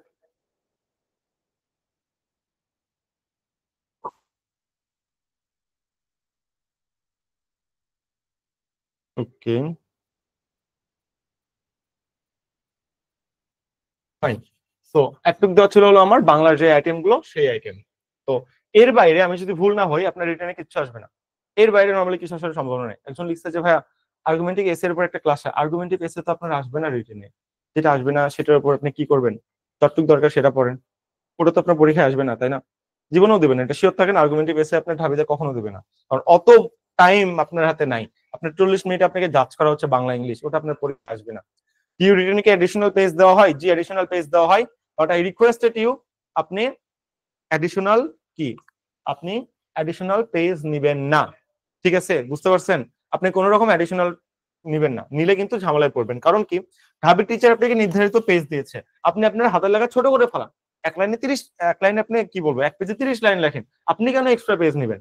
আপনাকে মূল্যায়ন করা হচ্ছে ওইটুকু পেজের মধ্যে, আপনি ওইটুকু পেজের মধ্যে নিজেকে মূল্যায়ন করেন না, হাতের লেখা ছোট করে ফেলান না। বড় বড় এক পেজে আপনি 12 লাইন লিখবেন, এটা কি আপনি মানে বোর্ড এক্সাম পাইছেন ইচ্ছা মতো লিখে দিবেন মার্ক পেয়ে যাবেন? এটা তো কনসেপ্ট এরকম না, ঠিক আছে, এই আর কি ব্যাপার। ওকে, ফাইন। ওকে, একটু ছিল। আচ্ছা, ঢাবি আইবি এর জন্য আর্গুমেন্টিভ এসে লাগে, দেখেন এখানে আমরা শুধু ইউনিটের জন্য রিটেনের এটা করাচ্ছি। এখন আর্গুমেন্টিভ এসে এখানে কারো দরকার নেই, আপনার যদি পার্সোনালি প্রয়োজনে আমাকে ইনবক্সে নক দেন, আর্গুমেন্টিভ এসে কিভাবে লিখতে হয় একদম সিরিয়াল স্ট্রাকচার আমার কাছে নিয়মগুলো আছে, আমি আপনাকে দিয়ে দিব। কিন্তু আপনার ডি ইউনিটে কখনোই এটা দিবে না, বুঝছেন? আচ্ছা ভাই, বক্স কেমন হইতে পারে? ম্যাপ জানা থাকলে একটু বলেন, প্র্যাকটিস করতে পারবো। মানে আপনি প্যারাগ্রাফের বক্স বলতে, সরি কি বলবো, আপনি হয়তো বা এখানে লেটারের বক্সের কথা বলতেছেন, তাই না? ওকে, দেখেন বক্সের ক্ষেত্রে ইনস্ট্রাকশন দিই।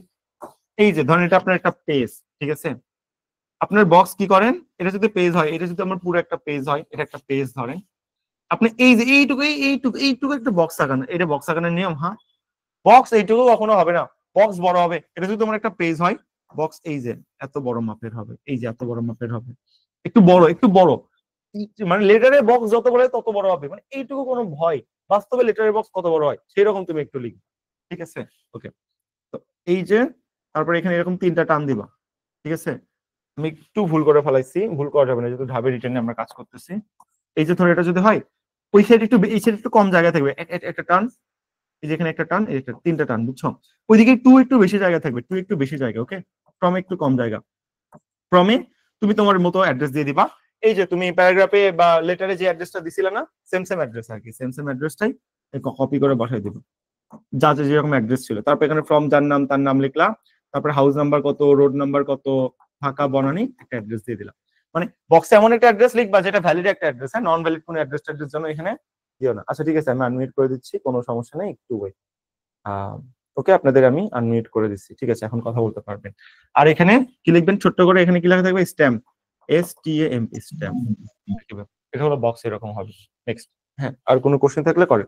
লেটার 2 পেজে যাওয়া যাবে? আপু আপনি 2 পেজে যাবেন না, আপনি আমাকে 10 মিনিটে একটা লেটার লিখে দেখেন তো, 10 মিনিট টাইম বা 5 মিনিট টাইম, 5 মিনিটে আপনি 2 পেজ লেটার লিখতে পারবেন?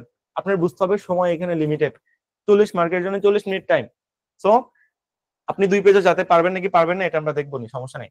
আমাদের যে রিটেন এক্সাম গুলো হবে না, 10টা মডেল টেস্ট হবে, ওখানে আপনাকে তো নির্ধারিত সময় দেওয়া হবে, ওখানে আপনি পারলে 2 পেজে যায়, দেখবো নি কত 2 পেজে যেতে পারেন। অত সময়ই তো নাই, কম সময়ের মধ্যে আপনার ভ্যালিড আইটেম গুলো লিখতে হবে, 2 পেজ আপনার যাওয়ার দরকার নাই তো, বুঝছেন? ঢাবির জন্য ইনস্ট্রাকশন, আপনি বোর্ড এক্সামে 30 মিনিট ধরে লিখতেই পারেন, 20 মিনিট লিখতেই পারেন, এটা ঢাবির এক্সাম, এটা আপনার টাইম লিমিটেড, টাইমের জন্য এখানে সবাই ধরা খায়।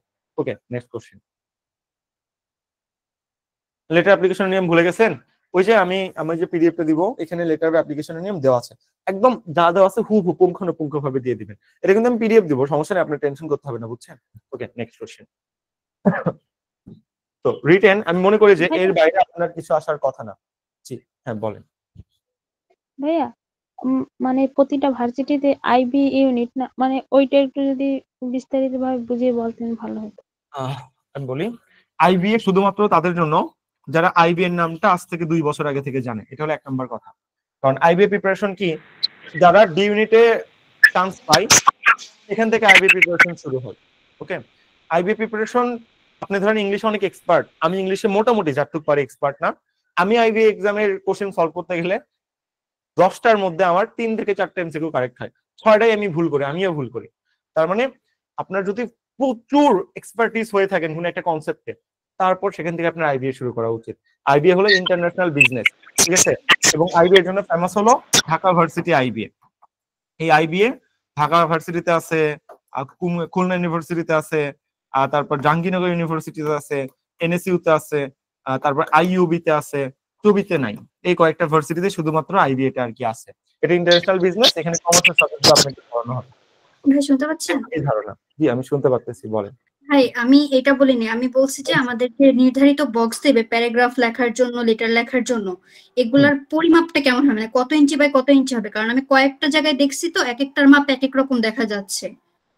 আচ্ছা, আপনি খাতার কথা বলতেছেন, ঢাবিতে আপনাকে যে খাতা দেওয়া হবে সেখানে জায়গা কতটুকু এটার কথা বলতেছেন?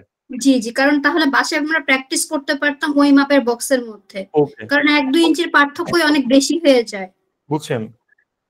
সেখানে একটু লম্বা পেজ গুলো দেওয়া হয়, লম্বা পেজ, একটা লম্বা বড় একটা পেজ আছে না, এই যে এরকম লম্বা একটা পেজ আছে, এই লম্বা পেজ আপনাকে দেওয়া হবে। এখন এইটার নাম আমি কিভাবে বুঝাই, A4 পেপার না, দাঁড়ান আমি এখানে দেখে বলতেছি, আমি এমএস ওয়ার্ড ওপেন করলে সেখান থেকে আমি পেপারের নামটা বলে দিতে পারবো, জাস্ট আমাকে একটু টাইম দেন, আমি চেক করতেছি পেপারের নামটা কি।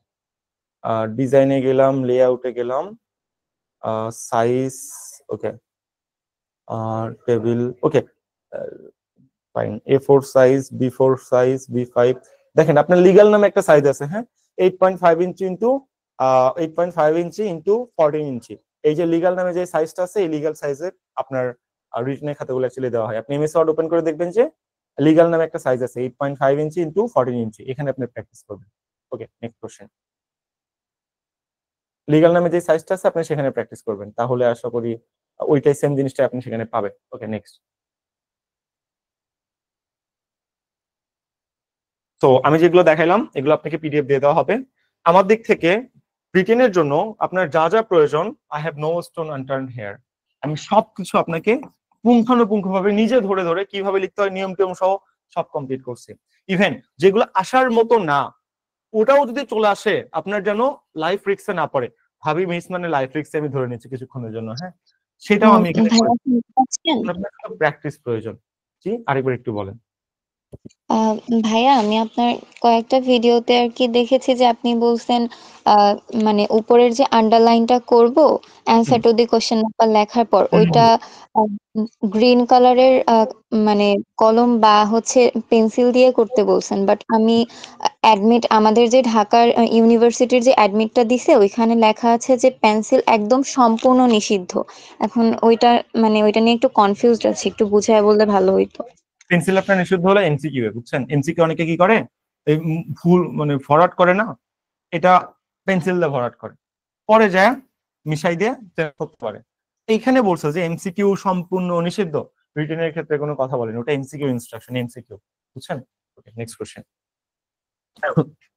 সেন্টেন্স মেকিং কিভাবে প্র্যাকটিস করব? ওকে, আপনার ওয়ার্ড টেক্সচুয়াল যে ওয়ার্ড গুলো আছে, মানে আমি আপনাকে যে টেক্সট বুকের পড়াইছি প্লাস ওখানে তো আপনার পিডিএফ দেওয়া আছে, প্লাস এইখানে আপনার যে আমরা হাই ফ্রিকোয়েন্সি ওয়ার্ডের জিনিসগুলো আর কি দিচ্ছি 365টা, এগুলো আপনি নিজে নিজে আর কি প্র্যাকটিস করবেন। এই ওয়ার্ড গুলো নিয়ে আপনি একটু চিন্তা করবেন প্রথম দিকে, কারণ এই ওয়ার্ডের মধ্যে যেহেতু হুবহু কমন আসবে, তো হুবহু কমন আসার জন্য আপনার দেখা যাবে যে আপনি ওয়ার্ডটা কমন পেয়ে যাবেন। তো আপনি ওইগুলো আর কি ওখান থেকে প্র্যাকটিস করবেন, একটু চেষ্টা করলেই পারবেন, কারণ এখন আপনাদের রিসোর্স আছে, ডেটা আছে। এবং আপনি আবার এটা ভাবেন না আমি যে ওয়ার্ডটা প্র্যাকটিস করতে ভুল হবে নাকি ঠিক হবে, ভুল হওয়ার কোনো চান্স নাই। আমি যে 6টা টিপস দিছি এই 6টা টিপসের যদি আপনি বলেন হয়ে যাবে। অথবা আপনার যদি খুব সমস্যা থাকে, ওয়ার্ড গুলো জাস্ট চ্যাট জিপিটি নামে নতুন একটা ভার্সন আছে, চ্যাট জিপিটি জাস্ট ওয়ার্ড গুলো দিয়ে বলবেন মেক ইট ফ্রম দ্যাট, যে আমাকে কি বলবো আর কি, make those word into sentence. এই যদি প্রম্পটটাকে আপনি দেন সুন্দর মতো একদম যেমন সেন্টেন্স মেক করা যায় এগুলো সবগুলো আসলে মেক করে দিবে। আচ্ছা, আজকের পর কি আর কোনো ক্লাস হবে না? রিটেনের জন্য আর কোনো ক্লাস হবে না, কারণ রিটেনের জন্য আপনি আমাকে দেখেন যে একটা কনসেপ্ট বাকি আছে, তাহলে তো ক্লাস হবে, তাই না? সব কনসেপ্টই তো শেষ। 10টা দিন এখন আপনার প্র্যাকটিসের সময়, এখন আপনার এক্সাম, আপনার থেকে এক্সাম নেওয়ার সময়, আপনাকে মূল্যায়ন করার সময়, আপনাকে নিজের মতো ছেড়ে দেওয়ার সময়, ঠিক আছে? এই আর কি। আর এমসিকিউ যেগুলো আপনাদের ক্র্যাশ কোর্সে আছেন, এমসিকিউ এর ক্লাস কিন্তু চলবে, ওটা হবে, ওটা সমস্যা নাই। রিটেনের জন্য শেষ, আমি জাস্ট রিটেনের কথা বলছি, ঠিক আছে? Next question. ভাইয়া আর একটা, জি বলেন। ভাইয়া মানে এই তো সামনে অনেকগুলো ভার্সিটির এক্সাম, তো দেশের পরিস্থিতি তো অনেক খারাপ, তো তাই জন্য আমার বাড়ি থেকে বলছে যে মানে ফর্ম তো একটা তুলছি, তো সামনে কাল তারপর পরশু তো মানে নতুন নতুন ফর্ম ছাড়তে আছে, ছবি তারপর রাবির আবেদন শুরু হয়েছে, তো তাই জন্য সবাই বলতেছে যে মানে এর মধ্যে দিয়ে কিভাবে পরীক্ষা দিবি, মানে অনেক দূর তো, মানে বাড়ি থেকে গিয়ে দিতে হবে, তাই জন্য। তো আপনি যদি কিছু বলতেন। ওকে, 1 নাম্বার কোশ্চেন হলো আপনার শুধু কোনটা বাড়ি থেকে যে দিতে হচ্ছে, জাবিটা, জাবি বাদে যত ভার্সিটি সবগুলো কিন্তু আপনি আপনার নিকটস্থ জেলাতে এক্সাম দিতে পারতেছেন। 1 নম্বরের উত্তর। 2 নম্বর, দেশের পরিস্থিতি খারাপ কে বললো? দেশে কি হচ্ছে এখন? কোথায় মারামারি হয়েছে গত 1 মাসে? দেশের পরিস্থিতি খারাপ মানে কি? আপনার মতো 1 লাখ স্টুডেন্ট এক্সাম দিবে, আরো 20-30 হাজার মেয়ে এক্সাম দিবে, আপনার জন্য কি সমস্যা হচ্ছে? এটা আপনার উপর কমপ্লেন, অভিযোগ না, অভিযোগ আপনার প্যারেন্টস এর প্রতি। তাদেরকে আপনি এভাবে বলবেন, তাহলেই দেখবেন জিনিসটা মেনে নিবে। আর দেশের পরিস্থিতি খারাপ জন্য আপনি ফর্ম কম উঠাবেন, প্লিজ এই ভুলটা করবেন না। জীবনে বহু আফসোস করতে হবে। যেখানে যেখানে ফর্ম উঠাইতে পারেন একটা সুযোগ হাতছাড়া করবেন না, ঠিক আছে? এই আর কি। মডেল টেস্টের পিডিএফ গুলো একেবারে গুছিয়ে দিন, ঠিক আছে? পিডিএফ গুলো একেবারে গুছিয়ে দিয়ে দেওয়া হবে। আপনি সুস্মিতা আপু আছে না, আপনাকে ভর্তি করানোর টাইমে দেওয়া ছিল 6 নাম্বার আইডি, দেখবেন সুস্মিতা চক্রবর্তী, মেসেজ দিয়ে বলবেন যে আপু সবগুলো এক্সামের class link and answer link আমাকে একসাথে দিয়ে দেন, উনি আপনাকে একসাথে দিয়ে দিন, ঠিক আছে? উনি আমাদের এই দায়িত্বে আর কি আছে। এন্ড এই তো। থেকে এবার সিলেকশন থাকবে? কোথায় সিলেকশন? রাজশাহী ইউনিভার্সিটি। অবশ্যই রাজশাহীতে সিলেকশন আছে। আপনার ওদের তো তো সাইট অফ দেখতেছে, অ্যাপ্লাই করা যাচ্ছে না। এটা তো ওনারা নোটিশ দিছে যে প্রাথমিক অ্যাপ্লাই কয়েকদিন পর শুরু হবে, আপাতত তৎকালীন সময়ের জন্য অফ, ক্ষণস্থায়ী সময়ের জন্য অফ। ভাই আমি তো দেখছি মানে আবেদন ছাড়। আবেদন এখনো ছাড়েনি রাবিতে, আপনি হয়তো অ্যাপ্লাই করতে যাননি, অ্যাপ্লাই করা যাচ্ছে না। হ্যাঁ ভাই আরেকটা বিষয় হলো যে রাবিতে তো এসএসসির কোনো সীমা দেওয়া নেই, মানে নির্ধারিত সাল দেওয়া নেই। এখন আমি তো 20 সালের ছিলাম, তাহলে রাবিতে এই জিনিস ম্যাটার না, রাবি দুটাতে আপনি পারবেন, সমস্যা নেই। সীমা দেওয়া, সিলেকশনে কি কোনোভাবে আটকানোর চান্স আছে? সিলেকশনের সাথে এইচএসসি রেজাল্ট দেখা হয়, এসএসসি ওদের কাছে ব্যাটারি না, এইচএসসি কি করছেন না করছেন দেখার ভাই দরকার। জগন্নাথ, তাহলে জাহাঙ্গীরনগরও দিতে পারবো? আপনি ঢাবি পারবেন, জাবি পারবেন, আর রাবি পারতেছেন, হ্যাঁ চবি পারবেন না। চবিতে নির্ধারিত করে দেওয়া আছে যে 21-এর কম খুলনায় হবে। পারবো ভাই? খুলনাতেও পারবেন না, ওটাতেও আমি যতটুকু দেখছি 21 নির্ধারিত করে দেওয়া আছে, ওটাতেও পারবেন না। খুলনাও হবে না, সাস্ট হবে না, সাস্ট 21 নির্ধারণ করে দেওয়া আছে। ভাইয়া জাহাঙ্গীরনগর ইউনিভার্সিটির আমরা পরীক্ষা কি আমাদের জেলা থেকে দিতে পারবো? না, যাবি এক্সাম ক্যাম্পাসে যেয়ে দিতে হবে, আপনার জেলা থেকে দেওয়ার কোনো সম্ভাবনা নেই। ভাই জাহাঙ্গীরনগরে তো অ্যাপ্লাই করা যাবে না মনে হয়, এখানে তো মনে হয় সালের সীমা দিয়ে দিচ্ছে। আমি যতটুকু জানি 21 লিখছে, আমি তো দেখি নাই, আমি তো সার্কুলার পর্যালোচনা করলাম। নতুন যে সার্কুলারটা আবার তারা পাবলিশ করছে, আমি ওটা হ্যাঁ, চেক আপনি করব। যদি শিওর হয়ে জানান তাহলে ভালো হয়, কারণ আমি কয়েকটা চ্যানেলে দেখছি যে করা যাবে, আবার কয়েকটা চ্যানেল বলে যে করা যাবে না, কারণ আমি একটু কনফিউজড। ওকে আপু, কোন জার্নাল দিয়েছেন এটা আমার কাছে ম্যাটার না, ম্যাটার হলো যে রিসেন্ট যে নতুন সার্কুলারটা দিয়েছেন, হ্যাঁ ওখানে এমন কোন ইনস্ট্রাকশন আছে কিনা। জাবির ওয়েবসাইটে গেলে আপনি সার্কুলারটা পেয়ে যাবেন, অথবা আমি আজকালের মধ্যে জাবির নতুন সার্কুলার নিয়ে আবার ভিডিও বানাবো, তখন পর্যালোচনা করে বলতে পারবো আর কি। আমার কয়েকদিন এক্সাম চলতেছিল তো অনেক প্রেসারে ছিলাম, এইগুলো নিয়ে আমি তাকাতেই পারিনি আসলে। আচ্ছা ভাই। ইংলিশে না পাইলে ভাইয়া ভাই জিএসটি তে তো আটকানোর চান্স নেই এক্ষেত্রে। জিএসটি কিছু বলবে না, জিএসটি সমস্যা নেই। ইংলিশে এ মাইনাস না পারলে জাবিতে এক্সাম দিতে পারবেন না, ঠিক আছে? A minus, not A, it's A minus. Next question. ভাইয়া আমি 2-3টা পিডিএফ এর জন্য আপনাকে হোয়াটসঅ্যাপে একটু নক করছিলাম, বাট কালকে সম্ভবত নক করছি। আমি এখন পর্যন্ত আসলে ফিডব্যাক পাইনি। আমার ওই পিডিএফ গুলা দরকার, তো একটু তাড়াতাড়ি দিলে ভালো হইতো। আই থিঙ্ক বাংলার পিডিএফ, বাংলা ফার্স্ট পার্টের কথা বলতেছেন, ওই যে সেকেন্ড পার্টের কিছু ব্লার ছিল ওই এমসিকিউ গুলোর কথা বলতেছেন, শব্দ জি না, তত্ত্ব আমি কাহিনী। হচ্ছে 5 নাম্বার যে আমাদের রিটেন ক্লাসের যে 5 নাম্বারটা ছিল আর 6-7 যে একসাথে হয়েছে, এই দুইটার যে পিডিএফ গুলা ওগুলোর জন্য নক করছিলাম। আচ্ছা, হয়তো আমি খেয়াল করিনি, আমার যেহেতু এক্সাম চলতেছিল। আপনি আমাকে এখন আরেকবার নক দিয়ে রাখেন, আমরা দিয়ে দিব। অথবা এইরকম পিডিএফ যদি কোনো সমস্যা থাকে না, আমাকে নক দিতে হবে না, আমাদের এক্সট্রা প্যানেল আছে এর জন্য। আপনাকে যখন ভর্তি করানো হয়েছে দেখবেন যে সুস্মিতা চক্রবর্তী একটা আইডি আছে 6 নাম্বার। হ্যাঁ, দেখা যাচ্ছে যে যত রকম এক্সাম, ক্লাস, লিঙ্ক, পিডিএফ যত সমস্যা, উনাকে জাস্ট মেসেজ দেওয়া মাত্র উনি আপনাকে সবগুলো দিয়ে দিবে। তো এখনই যদি আপনি উনাকে একটু মেসেজ দিতেন, আপনি ইনবক্সটা একটু চেক দেন, আর যে 6 নাম্বার একটা আইডি লিঙ্ক আছে, introducing to our strong community, আমি অ্যাড করার টাইমে আপনাকে দিয়ে দিয়েছিলাম। তো ওনার 6 নাম্বার আইডিতে যদি মেসেজ দিয়ে বলেন আপু এই ঢাবি 6 নাম্বার ক্লাসে পিডিএফটা পাইনি, উনি আপনাকে সাথে সাথে দিয়ে দিবেন। তো এটার জন্য আমাদের একটা প্যানেল আছে তো, এবং আমি সবসময় আর কি অ্যাক্টিভ থাকি না এই ক্ষেত্রে আর কি। তো আপনি এখন একটু মেসেজ দেন, উনি দিয়ে দিবে। আর উনি যদি না দেয় কোনো কারণে, এটা কখনোই হবে না, দেন আমি আপনাকে ইনবক্সে দিয়ে দিব, সমস্যা নেই। হ্যাঁ, আমাদের যে জিকে বইটা ওইটার যে পিডিএফটা দিছে দুইটাই সেম হবে না? মানে আপনারা যেটা প্রোভাইড করতেছেন প্লাস আমরা যে সফট কপিটা পাইছি Same, হুবহু same, সেম না? একদম সেম, এক্স্যাক্টলি সেম। এ মাইনাস পে এফ ইউনিটে এক্সাম করা যাচ্ছে না।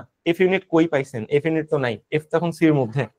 আহ, করার কথা তো, তাহলে হয়তো কোনো না কোনো রিকোয়ারমেন্ট আপনি ফুলফিল করতে পারেননি। না হলে অ্যাপ্লাই কেন করা যাবে না? সবাই তো করতে পারতেছে। ভাইয়া আরেকটা, হ্যাঁ, নেক্সট কোশ্চেন। ভাইয়া ভাইয়া মানে আপনি তো সেদিনকে বলছেন না, মানে নতুন নতুন বাংলা ওয়ার্ড, মানে যখন বাংলা একটা সাপোজ একটা অ্যাপ্লিকেশন তারপরে একটা লেখার সময় মানে নতুন নতুন ওয়ার্ড মাথাতে আসছে না, তো সেই সেই দিন বলছিলেন না যে নতুন সাহিত্যিক মিনিং, তারপর সাহিত্যিক নতুন নতুন তখন কিভাবে লিখবে ওইটা? সাহিত্যিক চিন্তা ভাবনা এখন কিভাবে বলবো? মানুষ যখন একটা কবিতা লেখে তখন একটু সুন্দর করে লেখার চেষ্টা করে না? এটা আমি সাহিত্যিক স্টাইল বলছি। আর নতুন ওয়ার্ড বলতে এই যে কারণ হাই ফ্রিকোয়েন্সি, দেখেন এখানে যে হাই ফ্রিকোয়েন্সি পিডিএফটা দিছিলাম, এখানে সব নর্মাল ওয়ার্ডের পরিবর্তে নতুন ওয়ার্ড গুলো আছে। বলছিলাম যে এখান থেকে 60-70টা ওয়ার্ড যেটা আপনি ডেইলি বা নিত্য প্রয়োজনীয় ওয়ার্ড, সেগুলো একটু সিনোনিম আকারে নোট করে নিয়েন খাতায়, এবং এইগুলো ইউজ করার চেষ্টা করেন। আপনাদের সব নতুন ইউজ করতে হবে এমন না। স্যার যদি আপনার খাতার মধ্যে 2টা নতুন ওয়ার্ড দেখে, তাহলেই স্যার খুশি হয়ে যাবে যে এই ছেলেটা চেষ্টা করছে, জানে যে হাই ফ্রিকোয়েন্সি কি জিনিস। মানে সব নতুন দিয়ে লিখতে হবে এমন না, দুই একটা একটা একটা করে অ্যাড করার চেষ্টা করেন, একটু করলেই হয়ে যাবে। আচ্ছা, মোটামুটি আপনাদের যা যা কোশ্চেন ছিল কিউএনএ সেশনে কমপ্লিট হইলো। এখন শুধু প্র্যাকটিস সেশন করতে হবে। আর আপনাদের যা যা পরীক্ষা দেওয়ার প্রয়োজন আমরা পরীক্ষার রুটিনটা প্রোভাইড করে দিব।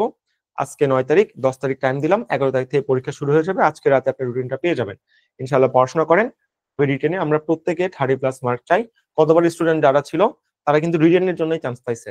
ওদের মার্ক 25-30 এরকম সবারই কাছাকাছি ছিল, কারণ ওরা এই ট্রিক্স গুলো ফলো করে এক্সাম গুলো দিছিল। ইনশাআল্লাহ ভালো হবে। আমরা রেকর্ডিংটা ক্লোজ করতেছি। আর দেখা হবে পরবর্তীতে আমাদের ঢাবির লাস্ট যে অন্তিম ক্লাস থাকবে, ঢাবি এক্সাম হল টেকনিক, সেই ক্লাসে। এই পর্যন্ত পড়াশোনা করেন ইনশাআল্লাহ। আসসালামু আলাইকুম।